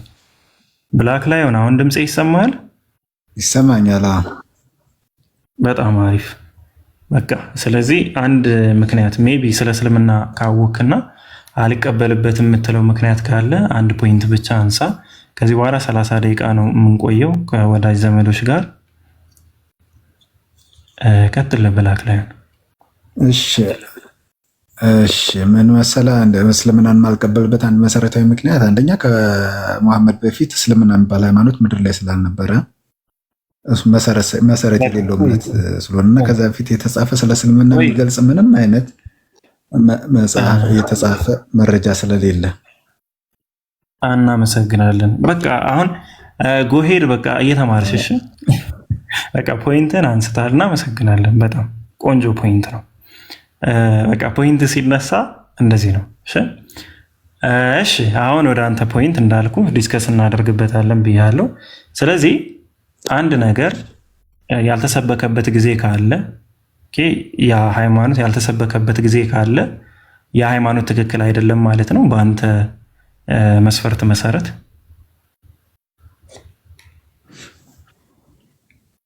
አዎ ከዛ በፊት የነበሩ ፍጥረቶች በሙሉ አልዳኑም ማለት ነው። ደግሞ ፈጣሪ ከዛ በፊት የነበሩ ፍጥረታትን ሳያድን ከሙሐመድ በኋላ ያሉ ፍጥረታትን የሚያድንበት ሌላ መሰረታዊ ምክንያት ስለሌለው መሰረት የሌለው እምነት ልከተል አልችልም። ጥሩ። ስለዚህ አሁን አልተሰበከም ሳይሆን ለመሰበኩ ታሪካዊ ማስረጃ የለም። በቃ ምንም አይነት ማስረጃ ስለሌለ ለመሰበኩ፣ ስለዚህ አልቀበለውም ነው። ሀሳብን ተስማምቻለሁ። ይህንን ሀሳብን እቀበላለሁ። ስለዚህ አንተ እንደዚህ አይነት አመለካከት ያለበት የትኛውንም ሃይማኖት መቀበል የለብህም ወደፊትም ማለት ነው። እንዳትቀበል እልሃለሁ። አሁን ወደ አንተ ልምጣልህና ክርስትናና ስላሴን ከአዲስ ኪዳን በፊት ወይም ደግሞ ከመጽሐፍ ቅዱስ ውጭ የተሰበከበት አንድ መጽሐፍ ወይም አንድ ማስረጃ አምጣና በዚህ ምክንያት ነው ክርስትና የተቀበልኩት በለን፣ ወይም ደግሞ ክርስትናህን በዛን መዝነው ማለት ነው። ያንተን እምነት ቀጥል። ማስረጃ ክርስትና እኔ ክርስትና የሚለውን ነገር ተወውና ስለ እስልምና ከሙሐመድ በፊት የተሰበከበትን ነገር አምጣና ስበከኝ። አሁን እስልምና ነው ስለ እስልምና ነው እያወራን ያለ። የጠየቀኝ ጥያቄ እሱ ስለሆነ ከሙሐመድ በፊት እስልምናን ይከተሉ የነበሩ ወይም ደግሞ በታሪክ የተጻፈ መረጃ አቅርብልኝ ለኔ። አው የለም አልኩህ እኮ የለም። መልስ ይሆናል የለም ብላክ ላይ ነው። ስለዚህ ከዛ በፊት የዳኑ ሰዎች ሁሉ ማለት ነው አይደል? ከሙሐመድ መነሳት በፊት በፍጥረት መቼ እንደጀመረ አናውቅም፣ ግን እስከ ሙሐመድ ድረስ የነበረ የሰው ልጅ በሙሉ አልዳነም ማለት ነው አይደል? አይደለም። የታሪክ ማስረጃ የለም ነው ያልኩህ እንጂ አልተሰበከም አላልኩህም። የታሪክ ማስረጃ ግን የለንም እያልኩህ ነው። ስለዚህ በቃ ማስረጃን የጠየቀው ማስረጃ የለም። ተሰብኳል ወይስ አልተሰበከም ምናምን እንደ እስልምና አስተምህሮት ተሰብኳል። ታሪካዊ ማስረጃ አለ ወይ? የለውም። በቃ አጭር ነገር ነው እያወራሁ ያለሁት ማለት ነው። ስለዚህ እስልምናን ጨረስን ማለት ነው። እኔ አይደለም ተሰብኳል አልተሰበከም አይደለም የኔ ጥያቄ። ከዛ በፊት ማስረጃ ከሌለ ከዛ በፊት ከሙሐመድ መነሳት በፊት የዳነ የሰው ዘር የለም ማለት ነው ወይ ነው የኔ እንትን። እነዛ ሰዎች ደግሞ ድነዋል አልዳኑ መረጃ ከሌለ እኔ በምን ድናለሁ ብዬ ተስፋ ላድርግ? አሁን ሀሳብህን አትለጥጠውና አሁን አሉ ወይ የሉም ወይ የሚል አይነት ጥያቄ አታቀርብ። አንተ ጠያቂ አይደለህም ብያለሁ ከመጀመሩ። ስለዚህ ጥያቄ አታቀርብ። በቃ መስፈርትህን አስቀምጠሃል። አዎ ትክክልና አልኩ መስፈርት በቃ። ስለዚህ ለመሰበኩ እኛ እምነት አለን፣ እናምናለን። በቁርአን ተገልጿል። ለመሰበኩ እኛ እናምናለን። ታሪካዊ ማስረጃ አላችሁ ወይ? የለንም አልኩ። በቃ ይሄውን አጭር ምላሽ ነው፣ የለንም። ግን በአንተ መስፈርት መሰረት አንድ ትምህርት ከመምጣቱ በፊት የተሰበከበት ሁኔታ ለመኖሩ ታሪካዊ ማስረጃ ከሌለ ያ እምነት ወይም ደግሞ ያ ሃይማኖት እውነት አይደለም የሚል መስፈርት አስቀምጠ። ያንኑ መስፈርት አንተ ሃይማኖት ላይ እንጠቀመውና ከመጽሐፍ ቅዱስ ውጪ ስላሴ የተሰበከበት ወይም ክርስትና የሚባል ሃይማኖት ኤግዚስት የሚያደርግበት ጊዜ አለ ወይስ የለም? ከሌለ ለምንድን ነው የምትከተለው ክርስትና? አለ በመጽሐፍ ቅዱስ የኛ መሰረታዊ የእምነታችን መነሻ መጽሐፍ ቅዱስ ስለሆነ በብሉይ ኪዳን እና ምን አገባን ታዲያ? አንተ እኮ ከታሪካዊ ማስረጃ ነው የጠየቅ። ታሪካዊ ማስረጃ ደግሞ የለንም ብለናል። እኛም እየጠየቅን ያለነው ታሪካዊ ማስረጃ ነው። መጽሐፍ ቅዱስ ብሎ የጠየቀ የለም። ስለዚህ ከታሪካዊ ማስረጃ ነው ማቅረብ ያለብህ በመስፈርት። እኔ አሁን ሌላ መስፈርት አልሰጠሁም፣ በራስ መስፈርት ነው እየጠየቅኩ ያለሁት እኮ። በእኔ መስፈርት እየነገርኩ ያለሁት እኮ መጽሐፍ ቅዱስ የተጻፈው ከክርስቶስ ወዲህ አይደለም፣ ከክርስቶስ መነሳት ወዲህ አይደለም። ከክርስቶስ ልደት በፊት በሙሴ ዘመን የተጻፈ መጽሐፍ ነው። ስለ ክርስቶስ መች ነው የተወለደ መች ነው ያልተወለደው እንደዛ ብዬ አልጠየኩም። ከመጽሐፍ ቅዱስ ውጪ ታሪካዊ ማስረጃ ወይስ የለህም? ከመጽሐፍ ቅዱስ ውጪ ታሪካዊ ማስረጃ ለምን ክርስትና የሚባል ሃይማኖት ለመኖሩ አንድ፣ ሁለተኛ ደግሞ ያው ከመጽሐፍ ቅዱስ በፊት ማለት ነው። ባጭሩ በቃ አንድ አጭር ነገር ላስቀምጥልህና ኢየሱስ ክርስቶስ ከመምጣቱ ከ300 ዓመት በፊት በቃ ከ300 ዓመት በፊት ኤግዚስት የሚያደርግ ጽሁፍ በቃ ከፈለክ በአብርሃም ዘመን በቃ አምጣ ችግር የለውም። እነዛ ነቢያቶች አብርሃም ይስሐቅ ያዕቆብን በለውና ሶስቱ ነቢያቶች ክርስትናን ለመስበካቸው ስላሴን ለመስበካቸው ታሪካዊ ማስረጃ አለህ ወይስ የለህም? ከሌለህ በአንተ መስፈርት መሰረት ክርስትናም ስለሚወድቅ መከተል የለብህም። ካልሆነ የተለያየ መስፈርት ማውጣት አይገባህም ነው። ስለዚህ ማስረጃውን ብቻ ነው የምንፈልግሽ። አሁን እሱን ታሪካዊ እንትን ስትለኝ እስራኤልን እንግዲህ ሄድ ማየት ነው። ገብቶሃል አይደል? ኢየሱስ የክርስትና መሰረት እስራኤል ስለሆነ እስራኤል ያሉ ምድሪቷ ራሷ ምስክር ነች። ገብቶሃል? ክርስትና ኤግዚስት ማድረጉ ወይ ደግሞ ስላሴ ኤግዚስት ለማድረጉ ከዛ በፊት የነበሩ ነገሮችን ለመረዳት ከፈለክ አሁን እኔ ተንጀብል የሆነ መረጃ ባልሰጥህም እንኳን ከክርስቶስን በፊት በለው የተመሰረቱ የለህም ብላክ ላይ በቃ የለኝም በል። እሺ እስራኤል ከሆነ ከእስራኤል መቆርቆር ወይም ከያዕቆብ በፊት ክርስትና ለመኖሩ ምንም አይነት ማስረጃ የለም። ከያዕቆብ በፊት ግን ሰው ነበሩ ብለህ ታምናለህ። ሲጀመር ክርስትና የሚለውን እምነተኛ ማመን የጀመርነው ከክርስቶስ ልደት በኋላ ነው። ክርስቶስን የሚከተሉ ማለት ነው። ክርስቲያን ማለት ክርስቶስን የሚከተሉ ማለት ነው። ከክርስቶስ ልደት በፊት ሃይማኖቱ አልነበረም። ከዛ በፊት ሃይማኖቱ ስላልነበረ በአንተ መስፈርት መሰረት ያ አንተ ከክርስቶስ በፊት የተቀበልከው ሃይማኖት ከክርስቶስ በኋላ የተቀበልከው ሃይማኖት ከክርስቶስ በፊት ስላልነበረ ሃይማኖትህ ውድቅ ይሆናል። በአንተ መስፈርት እኔ መስፈርት አልሰጠሁም፣ የራስህ መስፈርት ነው። እንደዛ የሚባል የኛ ይኸውልህ ከክርስቶስ ልደት በፊት ክርስቶስ መሲሁ ይመጣል ያድነናል ብለው የሚያምኑ የቶራ ወይ ደግሞ የአይሁዳዊነት አማኞች ነበሩ። ከመጽሐፍ ቅዱስ ውጭ ታሪካዊ ማስረጃ አለህ ወይ? አጭር ቃል በቃ ከዚህ በኋላ አላስወራህም። ከመጽሐፍ ቅዱስ ውጭ ታሪካዊ ማስረጃ አለህ ወይስ የለህም? አጭር መስሎ አለኝ ወይም የለኝም። አለህ ወይስ የለህም? ችግር አታርግ። አለህ ወይስ የለህም? አለኝ። እኔ በጣም ክርስትና ብዙ መሰረት ያለው ሃይማኖት ነው። ሀሳቡን ብቻ ንገረን፣ ችግር የለው። እኛ መጽሐፉን ጥቀስልንና ከመጽሐፍ ቅዱስ ውጭ ያለውን እና ከመጽሐፍ ቅዱስ መጽሐፍ በፊት ያለውን ማለት ነው እኛ አውጥተን እስኪ እናሳያለን። መቼም እጉሉ ባንጋዳ የሚባል መጽሐፍ ካላመጣ በስተቀር ምን አይነት መጽሐፍ ታቦተ ጽዮን የምታውቀው ነገር አለ? ታቦተ ጽዮንና መጽሐፍ ቅዱስ ማለት ከሰለሞን በኋላ ያለ ነው። ከሰለሞን በፊትማ እኮ መዝሙረ ዳዊት ብላችሁ እኮ ታምናላችሁ። ስለ መጽሐፉ ምንድን ነው የምታወራው? እዚህ እኮ ህፃናቶች አይደለም እዚህ የተሰብን ፍለጋ ታቦተ ጽዮንን ፍለጋ የሚል መጽሐፍ ብልክልህ እሱ መረጃ ይሆናል። አሁን ዓመት 50 ዓመት ያልሞላውን መጽሐፍ አምጥተህ ከ2000 ዓመታት በፊት ለነበረ ታሪክ ማስረጃ ይሆናል ብለህ ስታቀርብ አይከብድም? ለምን ይከብዳል? ማረጋገጫ ካገኘ አገኘ ነው። ኦኬ። ስለዚህ እንደዛ ካልከበደ እኛስ እስኪ አባ የእናንተን እንዳይነካ ስለምትፈልግ ነው እንጂ እስኪ ሙሐመድ የተነሳው ከ600 ዓመት ከክርስትና በኋላ 600 ዓመት ቆይቶ ነው። እስኪ ከሙሐመድ በፊት መጽሐፍ ቅዱስ ላይ ዋቴቨር እስልምና የተጻፈ መረጃ አቅርብልኝ። ቆይ አንዴ ቆይ፣ እሱን ችግር የለውም እኛ እንሰጣለን። ታቦተ ጽዮን ፍለጋ ስትል የሰማው መሰለኝ የጌታቸው ተስፋዬን መጽሐፍ ነው ኮት ያደረከው ታቦተ ጽዮን ፍለጋ ብለህ ሚሰናስ እስቲ መጀመሪያ ከመጽሐፍ ታቦተ ጽዮንን ፍለጋ ጌታቸው ተረጎመ እንጂ የጻፈው ሌላ ከስንት ዘመናት የቆየ ሰው ፈረንጅ ነው። መቼ የተጻፈ መጽሐፍ ነው? በስንተኛው ክፍለ ዘመን?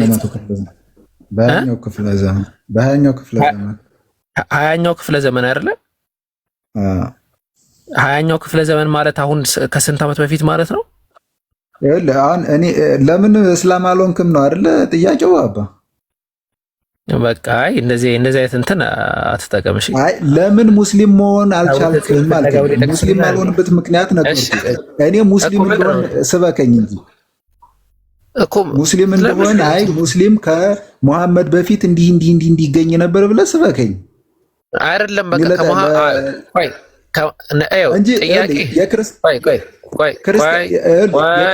አንዴ ስማኝ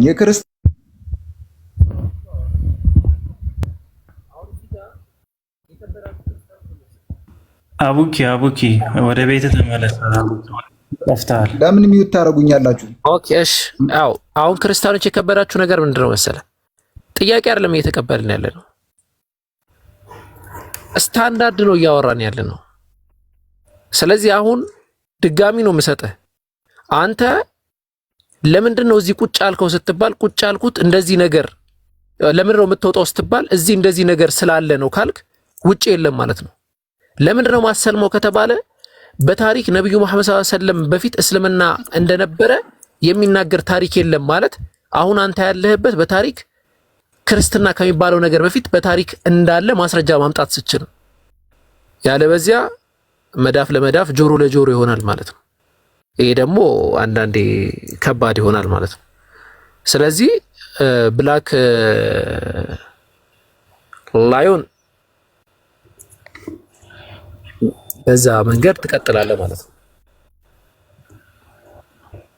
ላባ እኔ አሁን ለምን እስላም አልሆንክም ነው ጥያቄው። ሙስሊም የማልሆንበት ምክንያት ይሄ ነው ብዬ ለመለስኩት እንትን አይ ከክርስትና ማን የክርስትና እውነትም ስህተትም ሆነ እስልምና እውነትም ስህተትም አያደርገውም። በቃ እስልምና ሃይማኖት ያረጋዋል። ለምን እኔ እስልምና ላይ ሙስሊም የማልሆነው በዚህ ምክንያት ነው ብዬ ስናገር አይ ይሄ ከሆነ መሰረታዊ ምክንያት እንደዚህ አይነት መረጃዎች እኮ አሉ። አዎ ብላክ ለምሳሌ ሊሆን ነገር ላሳይ።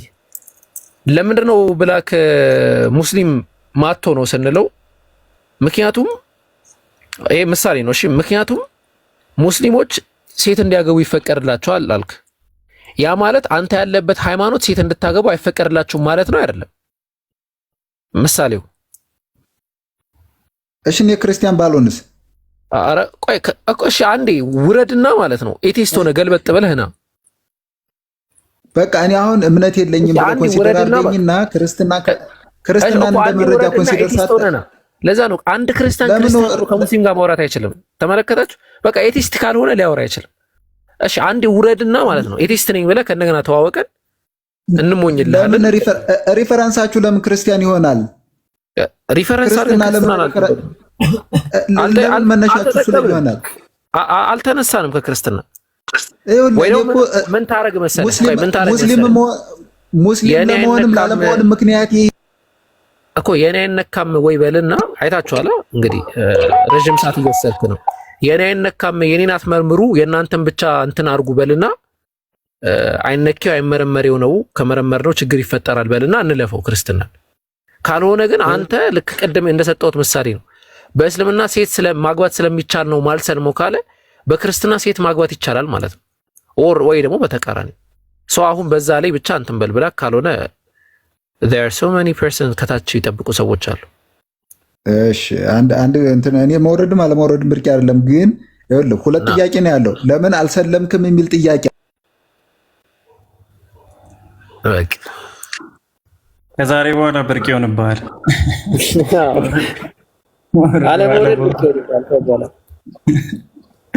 እና ባይ ዘ ዌይ ክርስቲያኖች ማለት ነው በቃ ለምን አልሰለምክም ለሚለው ጥያቄ መስፈርት የምታቀርቡት ልክ አቡኪ እንዳለው ከናንተ ጋር ሲመጣ ያ ነገር ተቃራኒ ሆኖ መገኘት አለበት። ተመሳሳይ ነገር ይዛችሁ ለሌላው አካል ግን መስፈርቱ የምታወጡ ከሆነ ያ የናንተ ምንድነው የሚሆነው? ጎጠኝነት ምናምን የሚባለው ነገር ነው የሚሆነው ማለት ነው እንጂ ሪል የሆነ ወይም ደግሞ ትክክለኛ የሆነ ምክንያት አይሆንም። ስለዚህ ትክክለኛ የሆነ ምክንያት ለማስቀመጥ ክሪቲካል ሆናችሁ አእምሯችሁን ተጠቅማችሁ ያልሰለምኩት በዚህ ምክንያት ነው፣ በቃ አለቀ፣ አንድ ነጥብ። ኦኬ እንደዛ ከሆነ ጥሩ አልን እኮ በቃ እንኳን አልሰለምክ። አሁን በዚህ ምክንያት ከሆነ እንኳን አልሰለምክ እንዳልከውም ደግሞ ችግር የለውም። በቃ ምክንያት ይሄ ከሆነ ይሄ ምክንያት ያሉበት የትኛውም ሃይማኖት ትቀበላለህ ወይስ አትቀበልም አልኩት። አልቀበልም ማለት ያ የራሱ መስፈርት ነው። እኔ አይደለም መስፈርቱን የሰጠሁት። ማትቀበል ከሆነ በአንተ በራስህ መስፈርት መሰረት ከሁሉም ሃይማኖት ውስጥ አንዱ ክርስትና ነው። ክርስትናን በዚህ መስፈርት እንመዝነውና ወይ ተቀበለው ወይ ተወው ነው። ከዛ ወደ ክርስትና ካልተጠጋችሁ ምናምን እንዴ አንተ እኮ የተጠጋ ክርስትና ላይ የተጠጋህ እኮ አንተ፣ እኛ አይደለንም። እኛማ ለምን እንጠጋለን? we are muslims እኛ ሙእሚኖች ነን። ክርስትና ጋር አንጠጋም፣ አይመለከተንም። ግን ለዛ ነው የራሳችሁን መስፈርት እንኳን አስቡት። በአላህ ስም እኔ ራሴ መስፈርቱን አውጥቼ እኔ ስወድቅበት ማለት ነው። እንደኛ መስፈርት አውጥተን ሰጠናችሁ፣ ብንሰጣችሁ የት እንደምትገቡ እንጃ። አውጥተን አልሰጠናችሁም እኮ ያወጣችሁትን መስፈርት በቃ እናንተ ላይ ተግብሩት ነው ያልነው። መሲ ቀጥይ፣ ሐሳብ ልታነሽ ነው መሰለኝ መሲ። ክርስቲያኖች ሪኩዌስት ነው ሐሳብ ላነሳ ነው ክርስቲያኖች እስከሚገቡ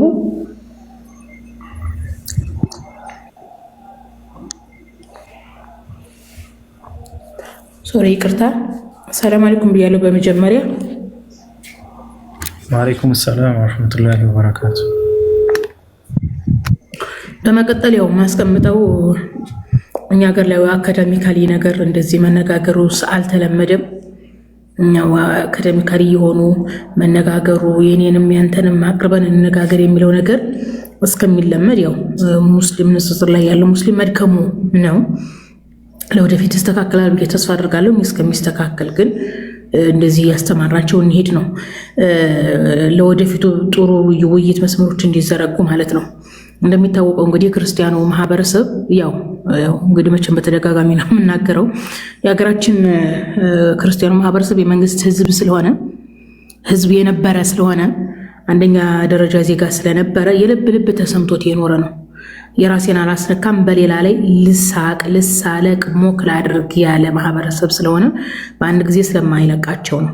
ኦኬ ግን ንጽጽር ላይ ለምትሰሩ ትንሽ ሂንት ልናገር እንፈልገው ምንድነው እንደዚህ አካዳሚካሊ ሰው ሲገኝ ዶግማ ላይ ይሆን ብዙ ጊዜ ዶግማቲክ ያልሆነ አርቲቡርቲ ወሬ ነው የሚወራው። ዶግማ ብሎ ማለት የሃይማኖቱ ሊለወጥ የማይችል የሃይማኖቱ መሰረት መጽሐፍ ቅዱስና ቁርአን ተደርጎ ዶግማቲክ የሆነ ወሬ ማውራት እንዲለምድ መሆን አለበት። የሰው ልጅ ይመጡና የነቢያችሁ ሚስት እንደዚያ ብሎ እንዲሁ በዛ ወጥቶ በዚህ ወርዶ እንደዚህ ሄዶ ዶግማ አይደለም እኮ ለኛ እኮ አንድ ሰው ሲሞት ቀብር ላይ መረቡክ ነው የሚባለው እንጂ የነቢያችን ሚስቶች ስንት ናቸው አይልም እኮ። ዶግማ ማለት ልንድንበት የምንችለው የእምነቱ መሰረት ነው። ስለዚህ በክርስትና በኦርቶዶክስ ሆነ በፕሮቴስታንት ዶግማ አላቸው። ያ ዶግማ ልትድኑበት የምትችሉ ዶግማ ነው ተብለው አይለወጥም ተብሎ የተሰጣቸው እምነት አለ። ያ ነገር ከሐዋርያትና ከነቢያት ከመጽሐፍ ቅዱስ ነው ወይ ዶግማችሁ? የኛ ዶግማ ቁርአን ላይ ያለው ወይ? ይህ ዶግማ ለሰው ልጅ መዳኛ ተብሎ ተሰጥቷል፣ ትክክል ነው ወይ የሚል መሆን አለበት። ወገኖቻችን ካርቲ ቡርቲ እንዲወጡ ከሚስት በቃ አላደለ ከዚህ ከምኝታ ከአልጋ ቤት ከአንሶላ ውስጥ እንዲወጡ ዶግማ ላይ እንዲያተኩሩ እንድታደርጉ ለእንትን ለማለት ነው። በመጨረሻም ለምን አልሰለምሽም የምትለው ጥያቄ ስር ቁርአን ብታደርግ ነው የምለው። ፒኬ ቁርአን አድርግበት እሺ፣ ጨረቃዋን ተዋት ለማለት ነው። ሌላ ሀሳብ ካለኝ ቀጥላለሁኝ።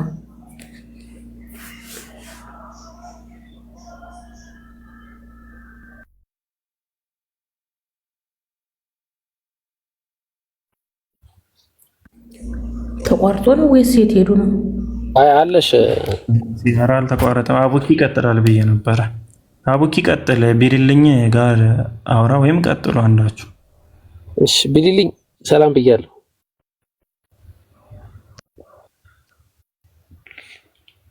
ቢሊ እንግዲህ አንሰማ።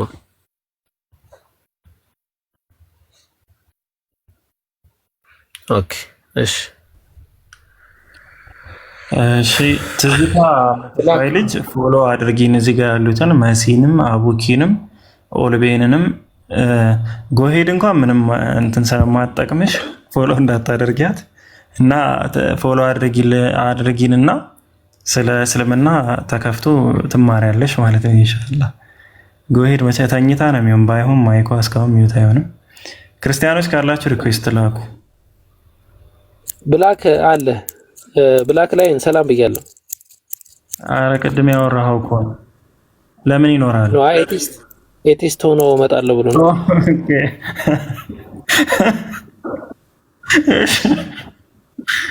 እሺ ኦኬ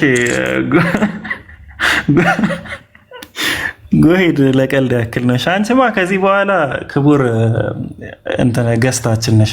ከዚህ በኋላ እዚህ ቤት ማንም ሰው እንትን የሚልሽ ሰው የለም። ጎሄድ አዲስ ጀለስ ነሽ። አንድ አምላክ አምላኪ ነሽ።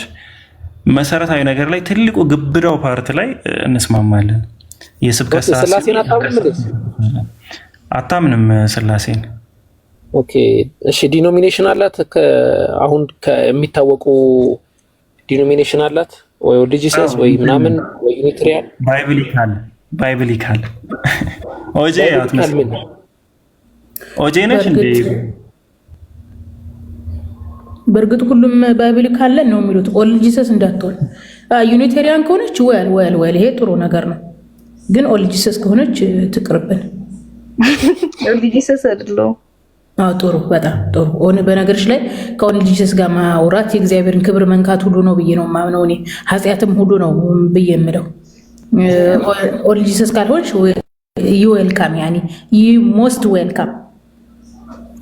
እሺ ያኒ ዩኒቴሪያን ማለት ነው። አልተናገረችም እኮ መሲ ምን እንደሆነች ምንድነው? ዩኒቴሪያን ናት ብለው ነው ኮሜንት ላይ አይመስልም። አታውቅም ዩኒቴሪያን እንደሆነ። በቃ ዝም ብላ አየር ላይ ነው ያለችው። ቆይ አንድ ቀን እንይዝልሽና ወደ ማረፊያሽ ትገባለሽ ኢንሻአላህ። በቃ ሚውት አድርጊ እንዴ። እሺ እንደዛ ከሆነ መጀመሪያ የትኛው ቤተ እምነት ነበረች? አይ ታያት ያለፈው ነገር ምንም አይጠቅምም ለኛም ለማለት ነው። ባክግራውንዷ መጽሐፍ ቅዱስ ነው በቃ። አይደለም ቤተሰቦች አንቺ ሳይሆን አንቺ ከየትኛው ባክግራውንድ ከየትኛው ቤተሰቦች ነው መጽሐፍ ቅዱስ ብቻ የሚለው ላይ ፎከስ ያደረግሽው? አይ እኔ ክርስቲያን ነኝ። አሁን እሱ ይቅር ምን ይሰራል? እሺ በቃ እንደዛ ካልሽ በነገራችን ላይ እዚሁ በተቀመጥንበት ቃል ስጋ ሆነ ትንቢት መናገር ጀምሯል። ለምንድን ነው ያስወጣችሁኝ እያለ እየጻፈ ነውና ትንቢት እየተናገረ ነው መሰለኝ። ብራታ አስቀጽፈው ትንቢት ተናግሮ የማይከሰት አካል ይቀጸፋል ተብሏል። ቃል ስጋ ሆነ እንኳን ለፕሮፌት አበቃ። እዚህ ደረጃ ደረስን ማለት ነው። አንዱ የሆነ ጊዜ እያወራሁት ብቻዬን ለ10 አታወሩኝ ምናምን አለ። እንዴ አልኩት አወከር ነኝ እኮ ማወራ ምናምን ንገሩት ምናምን ብያቸው ነው። በቃ ኦኬ ምናምን 10 ኩባ ይቅርታ አልኩት በኋላ ላይ እና ኢፌክቱ ነው። ልሰልሙ ስትል እንደዚህ ያደርጋቸዋል። የተለመደ ነገር ነው። አንድ የሚናገረው ነገር አለ። እስልምናን መጥቶ የነካ ሰው ሁለት ምርጫዎች ነው ያሉት፣ ሁለት መንገድ። አንደኛ ወይ ይሰልማል ወይ ይጨልላል ብሏል። ስለዚህ ከሁለት አንዱ ነው። ጎሄድ እንኳን እኔ እንጃ ወደ መጨለሉ ሳትቀድም አትቀርም። እየቀለድኩ ደግሞ እንዳታመሪ ኢንሻአላህ ትሰልሚያለሽ። ቅድም ያልኩሽ የጠየኩሽ ሀሳብ ነበረና ምንድነው እኔ ፈጠርኩ ከሚለው ሀሳብ ውጪ ለመፍጠሩ ምንድነው ያስቀመጠው ኤቪደንስ የሚለው ያንን ሀሳብ ያነሳው ልጅ ትልቁ ምክንያት ከእስልምና ውጭ ያንን ኤቪደንስ የሚያስቀምጥ ምንም አይነት ሃይማኖት ስለሌለ ነው። ይህንን በሌላ ቀን እናወራበታለን ብዬ ነው። በሌላ ቀን ጎሄድ የምሬን ነው የምልሽ፣ የፈለግሽውን ያክል ትሰብኪያለሽ ምናምን በሰላም እናወራ። ዛሬ ርዕሱ ስላልሆነና ከርዕስ ጋር ስላልሄድሽ ነው እንጂ የሆነ ደብረሽን ምናምን በፍጹም አይደለም። ቢሆን እስካሁን ወርደሽ ነበር። ያው እንደዛ አይደለም። እሺ ካስከፋንሽ ደግሞ በጣም ይቅርታ። አይ የመለስ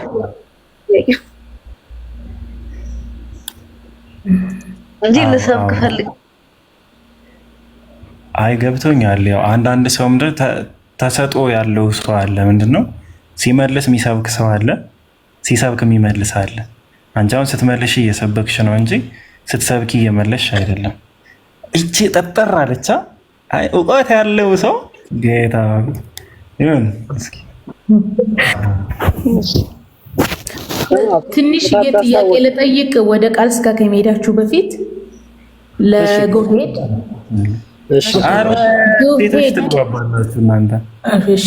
ጎሄድ ኢየሱስን መከተል ነው ሲባል ኢየሱስን እንዴት ነው የምትከተዩ? ያኒ አንቺ በስላሴ አላምንም ግን ኢየሱስን መከተል ነው ብለሻል። ኢየሱስን እንዴት ነው የምትከተዩ? ኢየሱስ ክርስቶስ ምድር ላይ ሆኖ ያስተማራቸው ነገሮች አሉ። ምን አድርጎ አስተምሯል? ኑሮ ያሳየን ነገር አለ። ኦኬ፣ ያንን ነገር መከተል በሱ መንገድ መሄድ ማለት ነው። በሱ መንገድ አሁን ለምሳሌ እንዴት ነው ሆናችሁ ይሄርሽ ያለሽው? ኢየሱስ ካስተማራቸው ነገሮች መካከል ለምሳሌ ሰዎችን እንድንወድ ኢቭን ጠላት ነው። ይሄ ማህበራዊ ህይወት ነው። እኔ የጠየቁሽ መለኮታዊ መስፈርት ነው።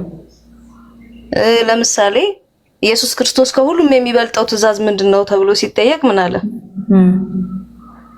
አምላካችሁ አንድ አምላክ ነው፣ እሱም ብቻ አምልክ ተብሎ ተጽፏልና አለ። እሺ፣ ይሄንን ነገር ያለው መቼ ነው? ከየት ነው ያመጣው? ይሄን ጥቅስ እነ ሙሴ ከጻፉት ጥቅስ ላይ ነው ያመጣው። ኦኬ፣ ይሄ ለእስራኤላውያን የተሰጠ ህግ ነበረ። እሺ፣ አንድ አምላክን እንዲከተሉ ፈጣሪ አንድ አምላክ እንደሆነና ያንን አምላክ እንዲከተሉ ማለት ነው። እሺ፣ ሲቀጥል ደግሞ ሁለተኛው ህግ ምንድነው ሲባል ባልንጀራህን እንደራስህ ውደድ አለ። በቃ የክርስትና መስፈርቱ ይሄ ነው። ከህግ ሁሉ የሚበልጥ ህግ ምንድነው ተብሎ ነው የተጠየቀው። ስለዚህ ከህግ ሁሉ የሚበልጠው ህግ አንድን ፈጣሪ ማወቅና እሱን ማምለክ ነው፣ ኢየሱስ እንደተናገረው ማለት ነው። ስለዚህ ሁለተኛው ባልንጀራውን መውደድ ነው። በቃ ሰዎችን መውደድ ነው። የምናያቸውን ሰዎች ካልወደድን የማናየው ያላየነውን አምላክ እንዴት ልንወድ እንችላለን ይላል። ጥሩ። ስለዚህ አሁን አንቺ ኢየሱስ የሰበከውን አምላክ በፍጹም ልብሽ ወደሽ ነው ያልሽው ወይስ ኢየሱስን አምላክ ነው ብለሽ ነው በልብሽ እንትን ያርገሽ አምልከሽ ያለሽው? አንድን አምላክ አምልክ ይያላል ኢየሱስ ክርስቶስ ራሱ በሙሉ ነፍስህ፣ በሙሉ ኃይል እና በሙሉ ምንድነው በሙሉ ነፍስህ፣ በሙሉ ኃይልህና በፍጹም ልብህ አንድን አምላክ አምልክ። አንድ ነው። ስለዚህ አንቺ የምታመልከው ኢየሱስ እንዳመለከው ነው የምታመልከው እንጂ ኢየሱስን አይደለም የምታመልከው። አይደለም ኢየሱስ ክርስቶስም እኮ አምላኬ እያለ ነው ሲጠራ የነበረው አምልኳል። እኔም እያልኩሽ ያለሁት ኢየሱስ እንዳመለከው ነው እያመለክሽ ያለሽው እንጂ ኢየሱስን አይደለም እያመለክሽ ያለሽው። ነው አይደለም። ኢየሱስ ክርስቶስ ፈጣሪ እንድናመልክ አስተምሮናል። ስለዚህ ፈጣሪን እናመልካለን ማለት ነው። በጣም ጥሩ። እኔ የፈለኩት ይሄንን ነው። አመሰግናለሁ። ጨርሻለሁ። ሌሎቻችሁ ቀጥሉ።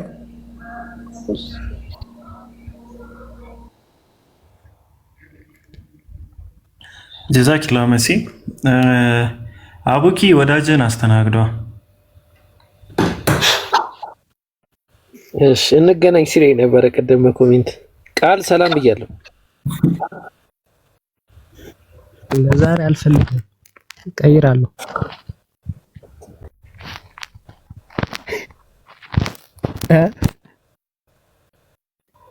እሺ አይ እኔ ሰላም ልበልህ ነው። ሌላውን ቀጥሉ። ለዛሬ አልፈልግም ብሎኛል። ለዛሬ አልፈልግም ምረጥ እስኪ ማንን ነው የምትፈልግ ዛሬ? እስቲ አንተን ኧረ ተው ነግሬን ዛሬ ተስተካክለዋል። ምኑ ምኑን የተስተካከለው? መጀመሪያ ወንጀለኛ ነው የሚያደርገኝ። ምንም ነው የሚለው መጨረሻ ለተመልካች እንደዛ ነው የሚለው። ከማያለህ ቃል ስጋ ሆነ የት ነው? አልሐምዱሊላህ። ትግርኛ ትዛረባለህ አይደለም? አዎ በትግርኛ ነው እንዴ? እሺ አይ እኔ እንኳን ትግርኛ አልችልም፣ እንደ አቅሜን ልፍጨርጨር ብዬ ነው። ለማንኛውም ወደ ሀሳባችን እንመለስ። ለአንተ እንኳን አዲስ አይሆንብህም፣ ትናንት ህጉን ሰምተኸዋል። እስኪ ደግሞ አዲስ ምክንያት ከብዙ ምክንያቶች ውስጥ አንዱን አስቀምጠውና ለምንድን ነው ያልሰለምከው ቃል ስጋ ሆነ? እኔ ያልሰለምኩበት ትልቅ ምክንያት ምንድነው? ቁርአን ያው የፈጣሪ ቃል አይደለም ብዬ አምናለሁ። የነብይ መሐመድ ንግግር ነው ብዬ አምናለሁ። ሱራ 69:40 መሰረት ማለት ነው። ስለዚህ አንተ እስልምና ልትቀበል ያልቻልክበት ምክንያት ቁርአን የነብዩ መሐመድ ንግግር ስለሆነ ነው ያ ነው ምክንያት። ስለዚህ የሰው ንግግር የሆነ መጽሐፍ በሙሉ ያለው ሃይማኖት ትክክለኛ ሃይማኖት አይደለም ማለት ነው። አዎ እርግጠኛ ነህ? ያ ኖ አይ አሁን መስፈርት ሆነ ያስቀመጥኩልህ ምንድነው የሰው ንግግር ብቻ የተቀመጠበት ሃይማኖት በሙሉ ምን አይደለም ነው ያልከኝ? መጽሐፍ ያለው ሃይማኖት እውነተኛ ሃይማኖት አይደለም ነው። መጽሐፉ የኢየሱስ እንደሆነ ነው ቁርአን የሚገልጠው ሱራ 69:40 መሰረት ማለት ነው። ችግር የለውም። ሱራ 69:40 እናየዋለን። አሁን አንተ በቃ በዛ መስፈርት መሰረት የአንድ ነብይ ሌላው ምንድነው? ሌላው እዛ ጋር ልንገርህ። ቆይ ሌላ አልፈልግም። አይ እዛ ላይ ነው። ከዛ አልወጣም። ከየትኛው ሱራ ስንት አልክ? በመጀመሪያ 69:40 እሺ 69:40 እሺ ጥሩ። አንተ አሁን በዚህ መስፈርት መሰረት ሁለት ጥያቄዎችን አቀርብልሃለሁ። አንደኛው ጥያቄ ምንድነው? የሰው ቃል የሆነ መጽሐፍ በሙሉ ምንድነው ማለት ነው የፈጣሪ ወይም ደግሞ መለኮታዊ ሃይማኖት አይደለም። የሰው ንግግር ያለበት መጽሐፍ ወይም የሰው ቃል የተባለ መጽሐፍ የፈጣሪ መለኮታዊ ሃይማኖት አይደለም ነው አይደል? ክሌሙ ምንድነው? የኔ መጽሐፍ ነው ክሌሙ ቁርአን ላይ የነብይም እንደሆነ ነው ክሌም የሚያደርገው። አሁን እኮ እሱን ጨረስን። ቃል ስጋ ሆነ የቁርአኑን እኮ ጨረስን። ሱራ 69:40 ላይ ያለውን ችግር የለውም የማን ቃል ነው የማን ንግግር ነው ምናምን የሚለው ቁርአን እንሄድበታለን። እሺ በቃ በአንተ ሐሳብ እንሂድና በአንተ ሐሳብ እንስማማና የአላህ ቃል ከሆነስ ቁርአን ኦኬ የአላህ ቃል ከሆነ ደግሞ ምን ይሆናል መሰለ? በፊት ያወረዳቸው ተበላሽተዋል ይላል። መልሶ እንዴት ብዬ ልመነው? ምን አይነት ተፈጥሮ ነው ቃል ስጋ ሆነ? ወዴት ነው የምትሄደው? አሁን አንተ መስፈርት አድርገህ ያቀረብከው ቁርአን የነብዩ መሐመድ ቃል ነው ይላል። በዚህ እሺ ባልከው እንስማማ። በዚህ ማለት አንድ አታቋርጠኝ። ቁርአን የነብዩ መሐመድ ቃል ነው ይላል። ምን ላይ? ሱራ 69:40 ላይ። እሺ የአላህ ቃል ከሆነስ የነብዩ መሐመድ ቃል ካልሆነ የአላህ ቃል ከሆነስ ስለ ያለፉት መጽሐፎች ተበርዟል ብለዋል። አንዴ ምንድነው የምታወራው? ወዴት ነው የምትሄደው? ችግር ሁለተኛ ካንስል አድርግልህ እሱም። ስለዚህ ቁርአን የአላህ ቃል መሆኑን ካሳየው ምን ታደርጋለህ ማለት ነው አንተ? መለኮታዊ ሃይማኖት መሆኑን ትቀበላለህ ማለት ነው። yes በጣም አሪፍ። በመጀመሪያ ደረጃ አንተ ያልከው አንቀጽ ላይ ቁርአን የነብዩ መሐመድ ቃል ነው የሚል ነገር ለመኖሩ እስኪ ማስረጃ አምጣልኝ። ያው ቁርአን ራሱ እኮ የክብር ይላል እኮ። ምንድን ነው የሚለው? የነብዩ መሐመድ ቃል ነው ይላል። መልእክተኛ ቃል ነው ይላል እኮ የነብዩ መሐመድ ቃል ነው ይላል ወይስ አይልም ነው የጠየቁ? እንደዛ ነው የሚለው። አንዴ ታወጣለህ ቁርአን እርሱ ቁርአን ይላል። እኔ ላንብብልህ ችግር የለውም። እርሱ ቁርአን የተከበረ መልእክተኛ ቃል ነው ይላል። የነብዩ መሐመድ ቃል ነው ይላል ወይስ አይልም? የመልእክተኛ ቃል ነው አይደለም የሚለው እኮ የነብዩ መሐመድ ቃል ነው ይላል ወይስ አይልም? ከዛ ወደ መልእክተኛ ወደሚለው ችግር የለም እንሄዳለን እኮ። የመልእክተኛ ነው የሚለው መልእክተኛ። ስለዚህ የነብዩ መሐመድ ቃል የሚል ነገር የለውም ነው የመልእክተኛ ነው የሚለው ነው።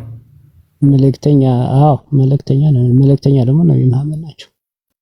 ችግር የለውም ማንነታቸውን እናቆየው። መልእክተኛ ማለት ምን ማለት ነው? መልእክተኛ ከአላህ የተላከ ወይም በቃ ከፈጣሪ የተላከ ለማለት ነው። መልእክተኛ ስሙ ከፈጣሪ የተላከ ምንድነው የሚላከው?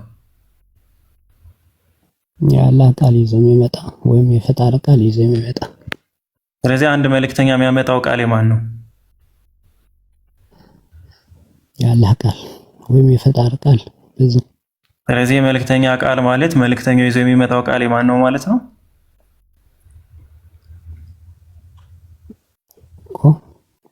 ቀጥላ የአላህ አልከኝ እኮ ምኑን ነው የምቀጥለው እኮ? መሐመድ መች የተገናኘ ከአላህ ጋር? መች ተገናኘ ነበር ጥያቄ። ወደ ሌላ ሰፈር ለምንድን ነው የምትሄድ እኮ? እንትን እያልክ ያለው ምን ለማለት ፈልገህ ነው አንተ? መች ተገናኘ ነው ወይ ጥያቄህ? አሁን ወደ ሌላ ሰፈር አትሄድ። ይኸውልህ እኛ ሰፈር ጋር ካልሆንክ እኛ ሰፈር ናና እናወራለን ብያለሁ።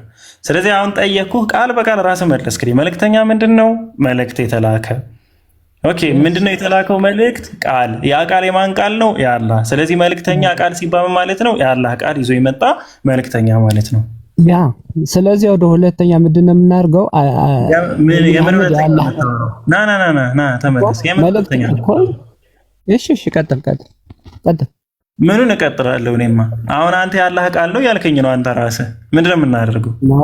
እያልኩ አይደለም እኮ አግሪመንት እኮ ነው እያወራ ያለሁ እንጂ ከአላህ ወረደ እያልኩ አይደለም እኮ። ቅድም ምን ብያለሁ? መጀመሪያ ምን ብያለሁ? መልእክተኛ መጀመሪያ ምንድን ነው ያልኩት? መጀመሪያ በምን ላይ ዲል አደረግን? የአላህ ቃል መሆኑን ካሳየው ዲፋይን አወራን አይደለም? ዲፋይን ስናወራ ደግሞ ቀጥታ ወደ ነብይ መሐመድ ነው የወሰድከው አንተ ደግሞ። ና ተመለስ። አይዞህ፣ እሺ አይዞህ፣ ውሃ ጠጣ።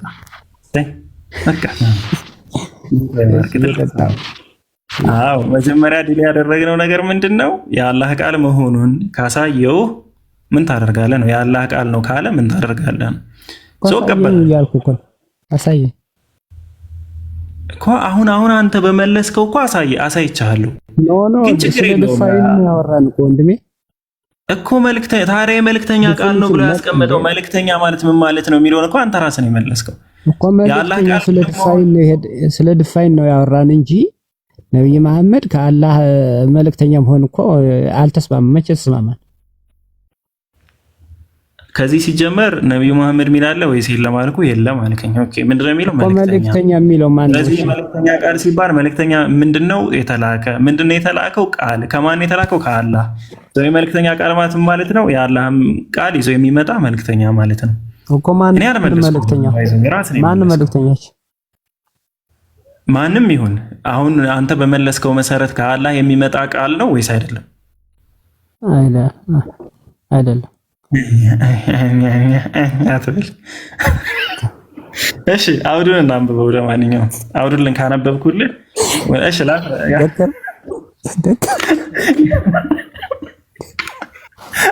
አሽርሽ ድግ በልሰ ጎሽ የኔ ልጅ ምንም እንኳን በእድሜ ዋንስም።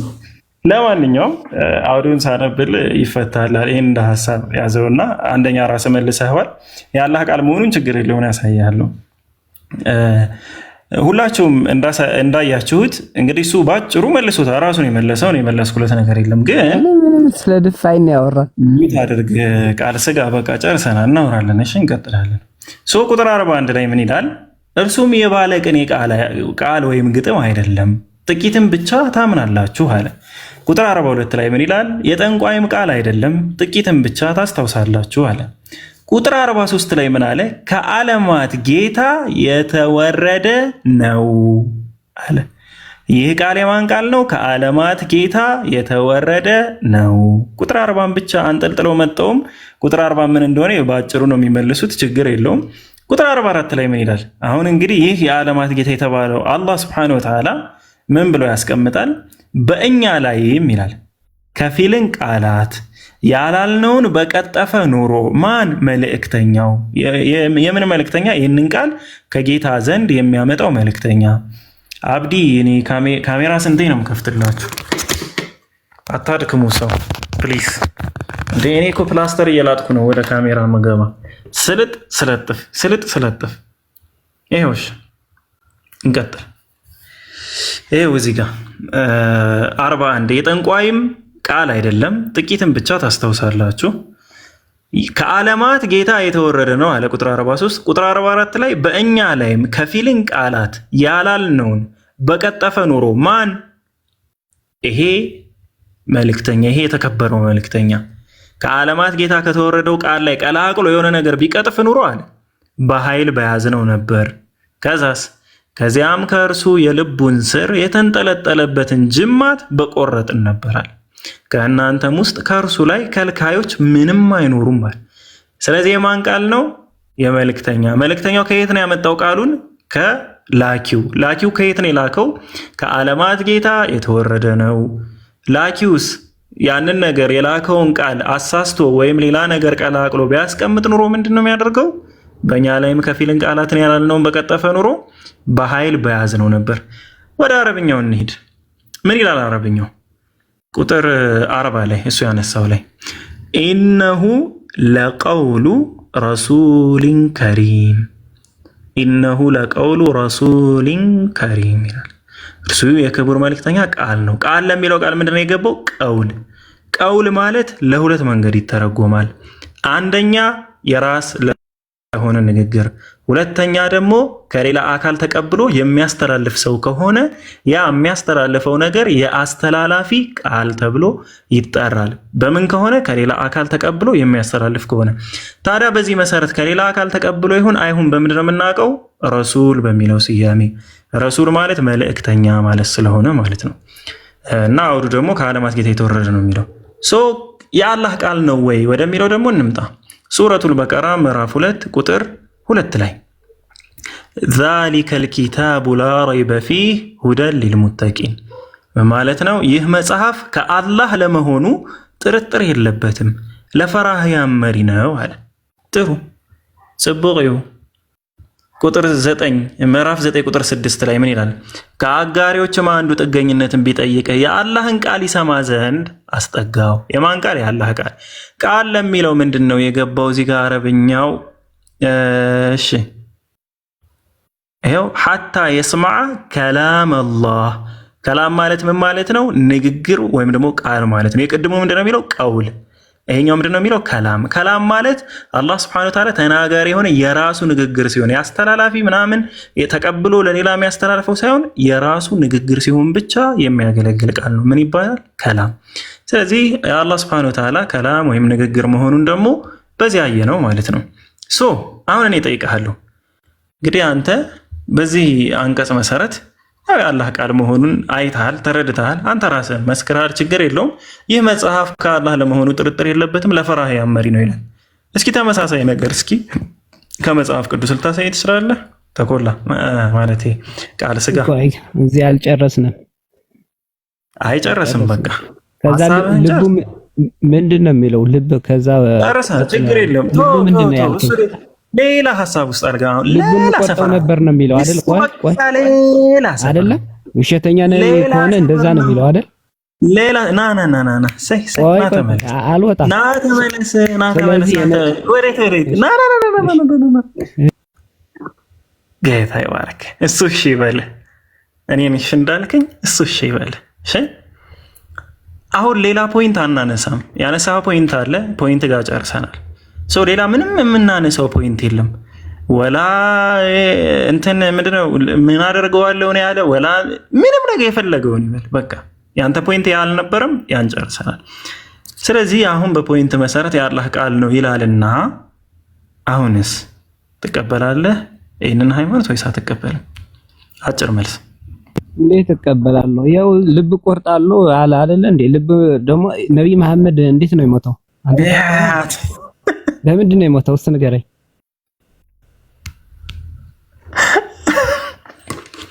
ልብ ቆርጣለሁ ማለት ኧረ ሚውት አድርግ ሰው የሚውት አድርግ ሚውት አድርግ። የጀመርከውን ሀሳብ ሳትጨርስ የትም እንትን የለም። ቆይ ልቤ ማንም ሰው እንዳይገባው የጀመርከውን ሀሳብ ሳትጨርስ የትም መሄድ የለም። እንዳትገለግሉት ኦልቤን አንድ ጎሄድ መሲ አንድ ሰው እንዳይገለግለው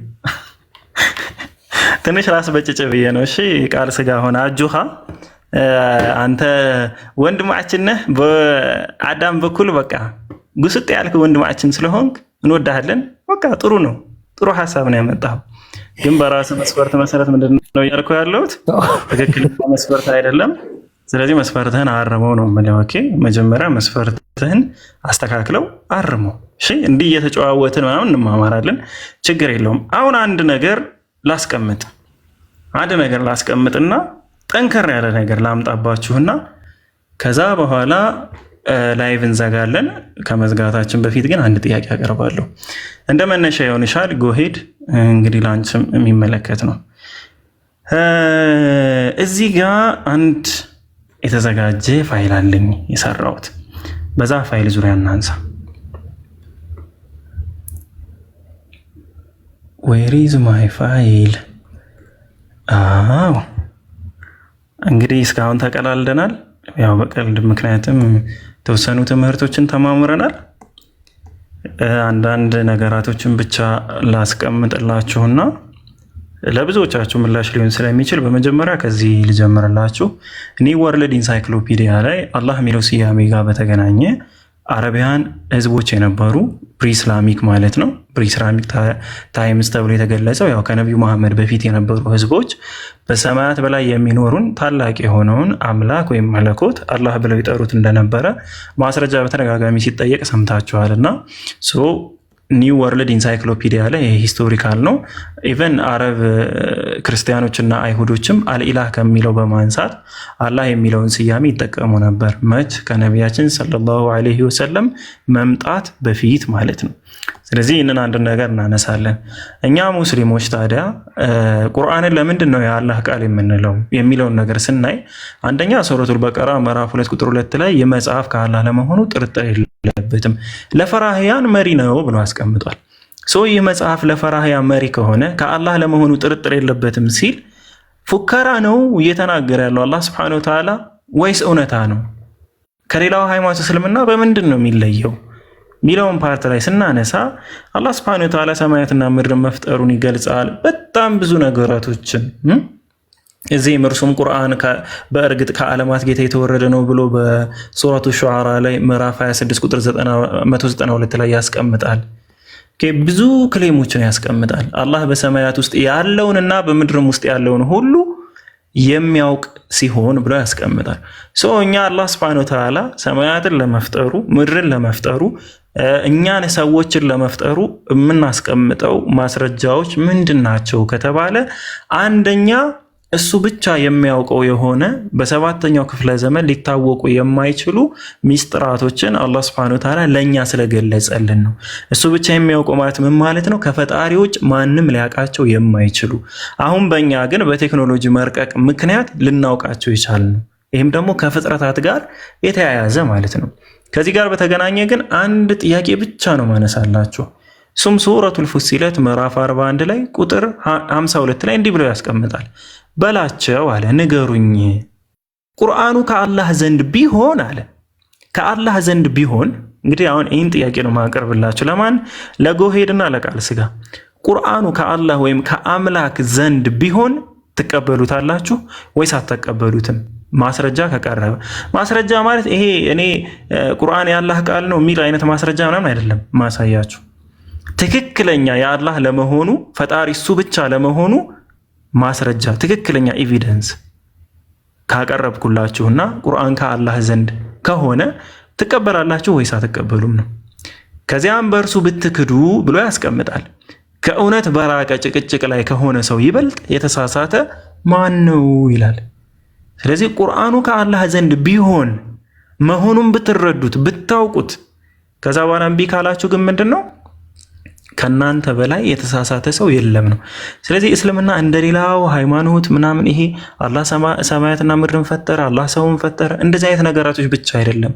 ነቢያችን ሰለላሁ ዐለይሂ ወሰለም በሰባተኛው ክፍለ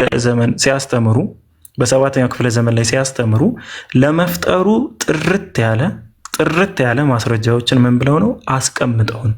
አላህ ሱብሓነሁ ወተዓላ የእሳቸው ነቢይ ለመሆኑ ጥርት ያሉ ማስረጃዎችን ኩልል አድርጎ አስቀምጦላቸው ነው። ስለዚህ እኔ ጥያቄ ይሄ ነው፣ ለቃል ስጋና ለጎሄድ ማለት ነው። ከየትኛውም ሃይማኖት የሌለ ከእስልምና ብቻ ሊኖር የሚችል አላህ ሱብሓነሁ ወተዓላ የዓለማት ጌታ መሆኑን ጥርት ባለ ኤቪደንስ ቢቀርብላችሁ ትቀበሉታላችሁ ወይስ አትቀበሉትም? ጎሄድ ካንቺ ልጀምር፣ ካልተኛሽ ማለት ነው። አለው እሺ ኤቪደንስ አቀረብካው ቃል ስጋ አንተ አይዞ ገና ሊያቀርብልን ነው ማስረጃ። ተረጋጋ። ደብል ወረቀት መጥቶልሃል አለች አድበርቱ። ቀጥይ ጎሄድ። የፈጣሪ ቃል ከሆነ ማስረጃ ከቀረበ ለምን አንቀበልም? እንቀበላለን። ጌታ ይባርክሽ። እናመሰግናለን። አንተ ፕሮፌት ማን ነው ስሜ? አንተ ቀጥል። አሁን ቅድም ትንቢት ተናግረ ነበር ልፈጽም ይላል አልኩና ትዝ አለኝ። ደግሞ እውነተኛ ነብይ ላድርገው እንደ ሰውዬ ብዬ ለዛ ነው ያልፈጸምኩት። ትንቢትህን ለምን አስወረዳችሁኝ የሚለው ማለት ነው። ፕሮፌት ቀጥል። ቀጥል በቃ ያዝናናል። ቀጥል ይከበራል። ማስረጃህን አቅርብ። ለምንድን ነው የምትራገጠው? ትቆበላለህ ወይስ አትቆበልም? ግልጽ ያለ ነገር እኮ ነው እኮ ነው። የሚገርመኝ እኮ ከሰማይ ወርደ እዚህ መሬት ምን ታደርጋለህ እያልኩ እኮ ነው። ስለዚህ ትቀበላለህ ወይስ አትቀበልም? ከሰማይ ወርደ ምን ታደርጋለህ እያልኩ ነው ወንድሜ። ትቀበላለህ? እዛ ሰማይ ነው የተፈጠርከው። እናመሰግናለን። ቃል ስጋ ሆነ። ነገ እንገናኛለን ማለት ነው። ከአንተ ጋር በዚህ ዙሪያ ጨርሰናል። ነገ ደግሞ እስኪ ሀሳብ ይዘህ ሰላም እንደር ወንድሜ፣ ሰላም እንደር። እሺ፣ አትጥፋ። እሺ ብሮ፣ እንደዚህ የተጨዋወትን። ኧረ እመጣለሁ ወንድሜ። እሺ፣ ኧረ ችግር የለውም። እሺ፣ ቻው። ደህና እደር። እንግዲህ ወንድማችን ሂዷል። ያው የወረደ ሰው አትሙ፣ እንዳታማ፣ ወደ ሀሜት እንዳትገቡ። አንተ ማነህ ፊኬ? አፍህን ዝጋ፣ እንዳታማ። ተው እንዲህ የራሴን ካላስቆምኩት መቼም ወደ ቤት መግባቴ አይቀርም። እሺ ጎሄድ ምን ይላል መሰለሽ? ቀጥሎ አንቀጹ በዚህ አላቆመም። ምን ብሎ ያስቀምጣል? ቁጥር 53 ላይ ማለት ነው። እርሱም ቁርአን አለ እውነት መሆኑ ለእነርሱ እስከሚገለጽላቸው ድረስ በአጽናፎቹ ውስጥና በነፍሶቻቸውም ውስጥ ያሉትን ተአምራቶቻችንን በእርግጥ እናሳያቸዋለን አለ። ጌታህም እርሱ በነገሩ ሁሉ ላይ ምን መሆኑ አዋቂ መሆኑ አይበቃቸውምን ይላል። ስለዚህ ምንድነው እንደ ኤቪደንስ የሚያስቀምጥልን ማለት ነው? አንደኛ በአጽናፎቹ አጽናፈ ዓለም ማለት ነው። ሁለተኛ ደግሞ በነፍሶቻችን ውስጥ ያሉትን ሊታወቁ የማይችሉ አላህ ብቻ የሚያውቃቸውን ሚስጥሮች በመግለጽ ተአምራቶቹን በማሳየት እሱ ብቻ የዓለማት ፈጣሪ ለመሆኑ ነቢያትን ሁሉ አንድን አምላክ እንዲያመልኩ ህዝቦቻቸውን እንዲያስተምሩ ጣዖታትን እንዲርቁ እንደላከ እንዳስተማረው ማለት ነው። ያንን ነገር ይገልጽልናል ወይም ደግሞ ያሳየናል። በምን? በኤቪደንስ ማለት ነው። ስለዚህ ይሄ ሀሳብ ከተረዳሽው ኤቪደንሶቹ በአጽናፈ ዓለም የሚል ታየዋለሻ። ስለ ዩኒቨርስ አፈጣጠር፣ ስለ ፀሐይ፣ ስለ ጨረቃ ምናምን እያንዳንዱን ሳይንቲፊካሊም በሆነ መንገድ ቁርአን ደግሞ እንዴት አስቀመጠው፣ አጽናፈ ዓለሙን እንዴት እንደፈጠረ አላህ ሱብሓነሁ ወተዓላ እንዴት አስቀመጠው፣ ያ ነገር ሲታወቅ ነበር ወይስ አልነበረ የሚለውን አድማጮቻችን ካፍታ ቆይታ በኋላ ተመልሰን እንገናኛለን። ለነገ ምናምን ለሌላ ቀን እናዘዋውራለን ማለት ነው። እሺ ጎሄድ፣ ዛሬ ልብሽ ትርትር እያለ ከሚያድር እኔም ከመጽሐፍ ቅዱስ ላምጣልህ። መጀመሪያ በቃ ነገ አዘጋጅተሽ አምጪልኝ። ጥሩ ችግር የለም። ከዛ እናወራበታለን። ደስ ይለኛል። ነገ አዘጋጅተሽ አምጪልኝና ስለዚህ መጽሐፍ ቅዱስና ከሳይንስ ጋር ያሉ አሁን ሳይንስ የደረሰባቸው መጽሐፍ ቅዱስ ቀድሞ የተናገራቸውን ነገሮች ማለት ነው ማመጣለን ከፍጥረት ጋር በተያያዘ። አሁን እግዚአብሔር ሰማይና ምድርን ፈጠረ ሲል እሱ ሳይሆን ነው ኤቪደንሶች ገና በሺ በሰለ በኢዮብ ዘመን በመጽሐፍ ቅዱስ የተጠቀሰ ማለት ከክርስቶስ በጣም ይርቃል። አንድ ችግር የለውም ገብቶኛል። 5000 ዓመት ምናምን በፊት ማለት ነው። መጽሐፍ ቅዱስ ላይ የነበሩ የሳይንስ እውቀቶች መጽሐፍ ቅዱስ ላይ አሉ ብዙ ማለት ነው። እንዲያውም ሳትሄጂ አንድ ጥያቄ ልጠይቅሽና የዚህን ጥያቄ ምላሽ በዛው ይዘሽ ትመጫለሽ ማለት ነው። አሁን መልሻት መልኩ እርግጠኛ ስላልሆንኩ ዘፍጥረት ላይ እንሄድና ኦሪት ዘፍጥረት ምዕራፍ 1 ላይ እንግባ። ቁጥር 1 እንግዲህ ምን ይላል? ዘፍጥረት ላይ በመጀመሪያ እግዚአብሔር ሰማይና ምድርን ፈጠረ አለ።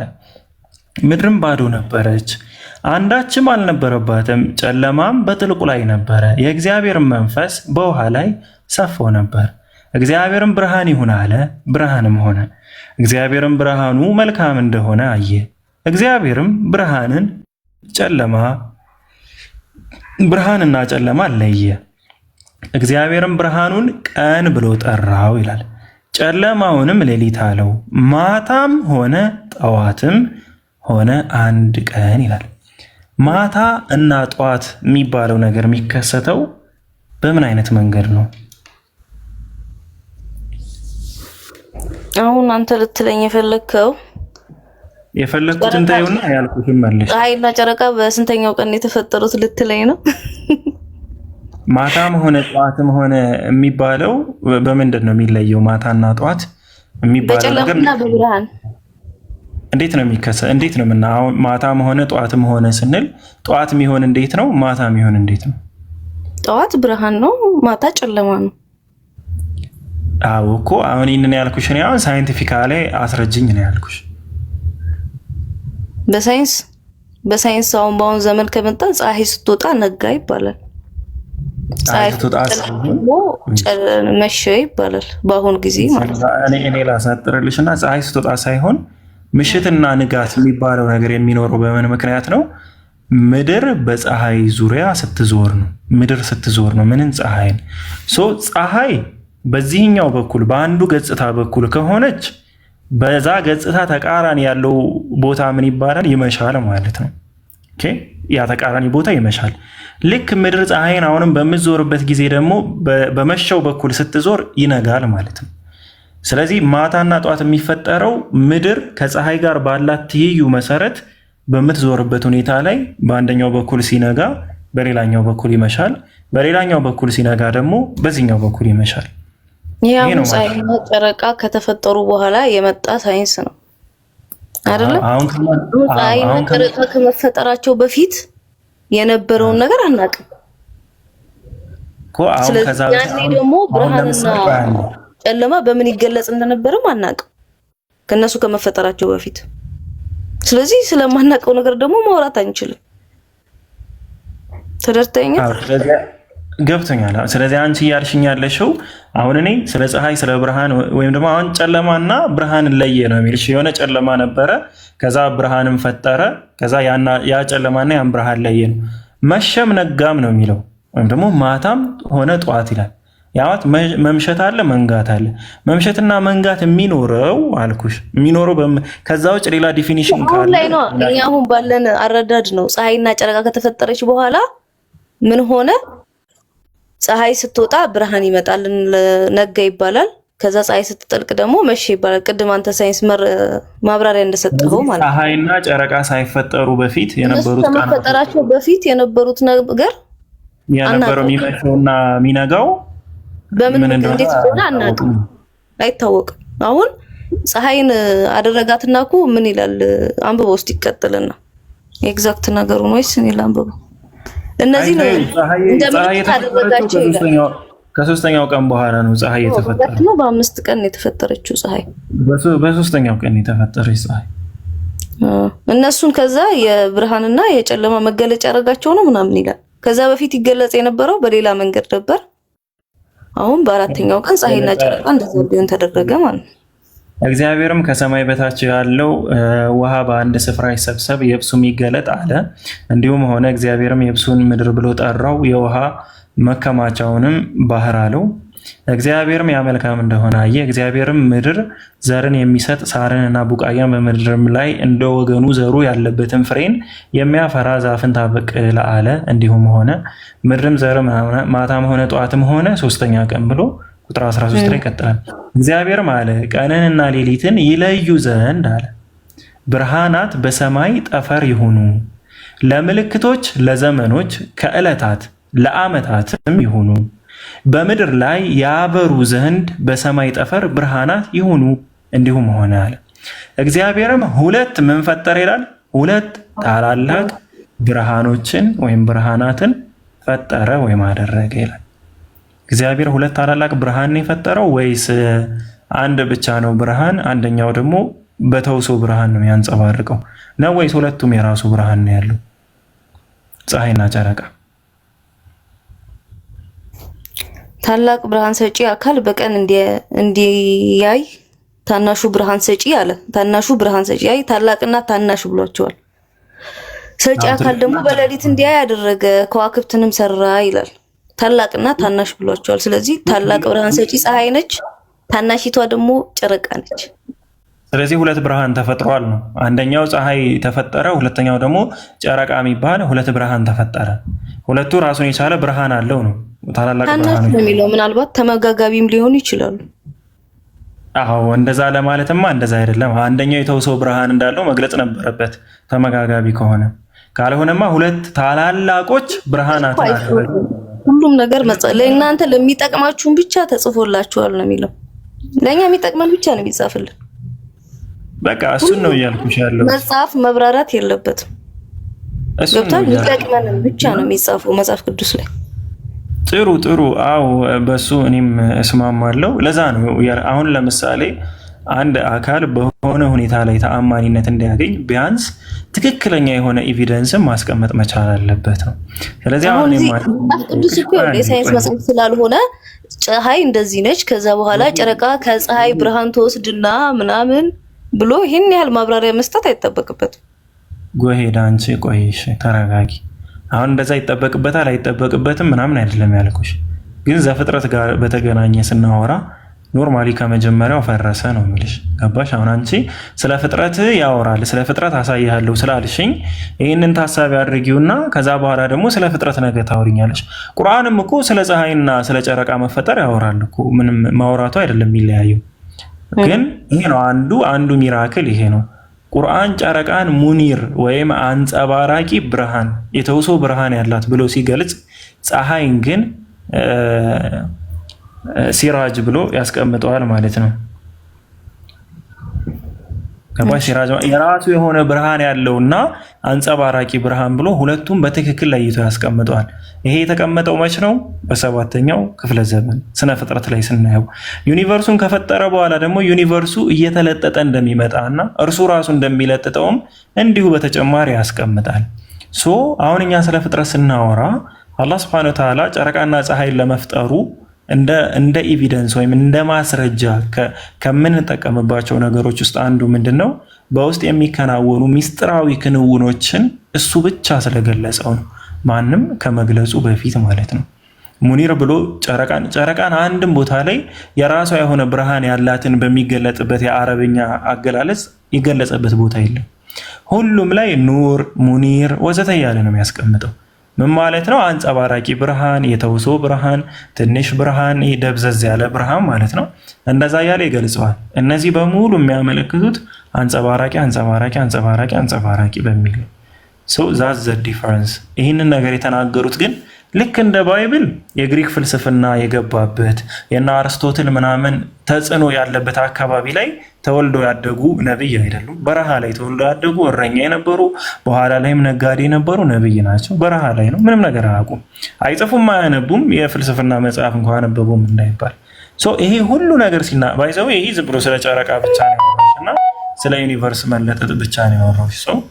ይህንን ሁሉ ሲቀመጡ ግን ከዚህ በላይ ባይዘው በጣም ብዙ ስለ ሰው ልጅ ስለ ጽንስ ሂደት ምናምን ብዙ ነገር ላወራሽ ይችላሉ።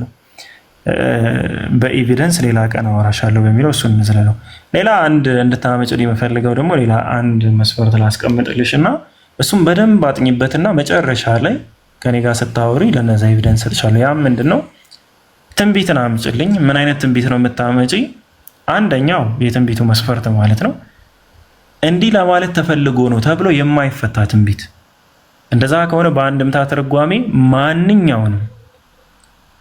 ማንኛውንም ንግግር እንደ ትንቢት ወስደን በፈለግነው ልንፈታ እንችላለን። አይ እንዲህ እኔ አሁን አንድ ክቡር ንጉስ ሰው ከጎንደር ወደ አዲስ አበባ በአውቶቡስ ይመጣል ብዬ ብናገር ማንኛውም በዛ የሚመጣ ሰው በሙሉ እኔ ነኝ ብሎ ሊነሳ ይችላል ማለት ነው። ስለዚህ ለገሌ ነው ለገሌም ሊሆን ይችላል ተብሎ ሁለት አማራጭ የሌለው ትንቢት ዳይሬክት የሚፈጣ እንደተነገረ የሚፈጸም ማለት ነው። እንዲህ ለማለት ተፈልጎ የሚባል ነገር የሌለው ይሄ የመጀመሪያው የትንቢት መስፈርት ማለት ነው። እንደተነገረ የሚፈጸም። ሁለተኛ ደብል ፕሮፌሲ ያልሆነ አንድም ለእስራኤል ሕዝብ ነው፣ አንድም ለኢየሱስ ነው፣ አንድም ለሰለሞን ያገለግላል፣ አንድም ለእንትና ነው፣ አንድም ለያዕቆብ ነው የሚባል ነገር የሌለው። በቃ ትንቢት ሲባል ለአንድ ጉዳይ ነው የሚነገረው፣ ለዛ ጉዳይ ብቻ የሚፈጸም ማለት ነው። እነዚህን ሁለት ትንቢቶች ሁለት ማሟላት የሚችል የትንቢት መስፈርት ማለት ነው። እነዚህን ይዘሽ መጽሐፍ ቅዱስ ላይ በዚህ መሰረት የተፈጸሙ ትንቢቶችን የተሟሉ ትንቢቶችን ታመጫለሽ። ሶስተኛ ትንቢት ብዬ ከማረዝምብሽ ብዬ ነው። እሺ ሶስተኛ ደግሞ አንድ መስፈርት ልስጥሽና በጊዜ የተገደበ ትንቢት ለምሳሌ በ50 ዓመት ውስጥ ከተባለ በ50 ዓመት ውስጥ መከሰት አለበት። በ100 ዓመት ውስጥ ከተባለ በ100 ዓመት ውስጥ መከሰት አለበት። በዚያ አካባቢ ከተባለ በዛ አካባቢ ስፔሲፊክ ሆኖ መከሰት አለበት። ስለዚህ እነዚህን ሶስት መስፈርት የሚያሟላ ትንቢቶች ከባይብል ማለት ነው። ከባይብል አደራ ግን ስታመጪ ከነገርየው መፈጸም በፊት መወራቱን እርግጠኛ ሁኝ። እሺ ትንቢቱ ከተፈጸመ በኋላ እንዲህ የሚባል እኮ ትንቢት ነበረ ተብሎ የሚወራ ሳይሆን ከነገርየው መፈጸም በፊት ትንቢት አይደለም። አይ እሱን እንኳን ሌላ ጉዳይ ውስጥ እንዳልከትሽ ብዬ ነው። ስለ ጴጥሮስ ነው ስለ ምናምን የተነገረ ትንቢት ብሎ ጳውሎስ ምናምን የሚገልጸዋልና ወደዛ እንዳላስገባሽ ብዬ ነው። ይህን ነገር እንተውና በቃ እነዚህን 3 መስፈርቶችን ብቻ ይዘን የሚያሟላ ትንቢት ይዘሽ ነይና ትንቢቶቻችንንም እንመዝናለን። አንዴ ነው። ሁለተኛ አምላክ ለመፍጠሩ ያላቸውን ማስረጃዎች ታቀርቢያለሽ። በስነ ጽንስም ሊሆን ይችላል፣ በፍጥረት ዙሪያም ሊሆን ይችላል። ከፍጥረት ውጭም የሆነ በቃ ውስጣዊ ማስረጃ ማለት ከፈጣሪ ውጭ ሊያውቁ የማይቻሉ ማስረጃዎችን ታመጭልናለሽ ማለት ነው። ዛሬ በዚህ አርሳለን። ባይዘው የቅድሙን እንትን ያልጀመርኩልሽ ፒዲኤፉን ስሰራው 120 ምናምን ገጽ ነውና ያን ሁሉ ቁጭ ብዬ አላድርበትም ብዬ ሰመራይዝ አድርገህ በቃል ትነግረናለህ። አይ እኔ በቃል አልወድም። እኔ ማስረጃዎችን ከነ ሊንኩ ከነ ምናምን ካላስቀመጥኩ ነው ደስ አይለኝም። እዚህ በቃ እና ምን አለን ችግር የለው። እመኝ ትድኛለሽ። ያላመነ ይፈረድበታል። እሺ ስለነበረን ቆይታ እናመሰግናለን። ኦልቤንያ ቅድም አፈንኳ አፈሆነሽ መስፈኔ ትገባለህ። ነገ ርዕስ አለን። ዛሬም ያመሸ ርዕስ ከመሸ መጣህ ነው። ነገ ትገባለህ። ችግር የለውም። ሰዓት ነው። እኔ ዛሬ አጋጣሚ ሰልፍ ያገኘሁት እንጂ አይ ገና 2ኛ ቀን ነው። እኔ ብዙ ጊዜ ከወራት በፊት ነበር በተከታታይ መከፍት እንጂ አሁን ሙስሊሞች የሚከፍቱ ስላጣው ለዛ ነው መክፈት የጀመርኩ እንጂ ብዙ ጊዜ አልከፍትም። ከሰው ገስት ነው የምገባው። እና ለማንኛውም ጎሄድ ከኔ እንትን ብትገቢና ትንሽ ደቂቃ ካለሽ ማን ነው የምታመልኩት የሚል ቪዲዮ አለ። እሱን ብትሰሚ ደስ ይለኛል። ይመችሻል ብዬ አስባለሁ። እና ነገ ከ2 ሰዓት በኋላ ኢንሻአላህ አላህ ካለ እንገናኛለን። ወሰላሙ አለይኩም ወራህመቱላሂ ወበረካቱ። እናመሰግናለን። እኔም አመሰግናለሁ። ክብረት ይስጥልኛል። ሃኒ ማር ብዙ ነው እንደ ልሙት አብራው የምትይ ስትዋለሽ ብዙ የሚያወራን ሰው ተከትላችሁ አትስሙ። አላስወራልከን እኮ ለዛ ነው። አዎ ግን ብዙ የሚያወራን ሰው ተከትላችሁ አትምጡ። በቃ ማትፈልጉ ሰዎች እኮ ብዙ ቤቶች አሉ። ምን ትሰራላችሁ ከኔ እንዴ? ምን አደርግልሃል? ምን ይጠቅማችኋል? ምን በቃ በግድ እኮ አስገድደን ያስገባናቸው አስመሰሉት። ኦልቤኒ አንተን እየጠበቅኩ ነው። ተሰናበተን በይ። ተኝቷል በቃ። ትናንትም እንዲህ ሳይሰናበት ተኝቶ ነው የዘጋሁበት። በቃ እኔ ከፍቼው ልተኛ፣ ስትነቃ ዘጋው። እሺ ወልበል። እሺ አረሩ ጋይስ፣ እንዴት ነገር ስታክ ሊያደርግ ነው እንዴ? ኦኬ እሺ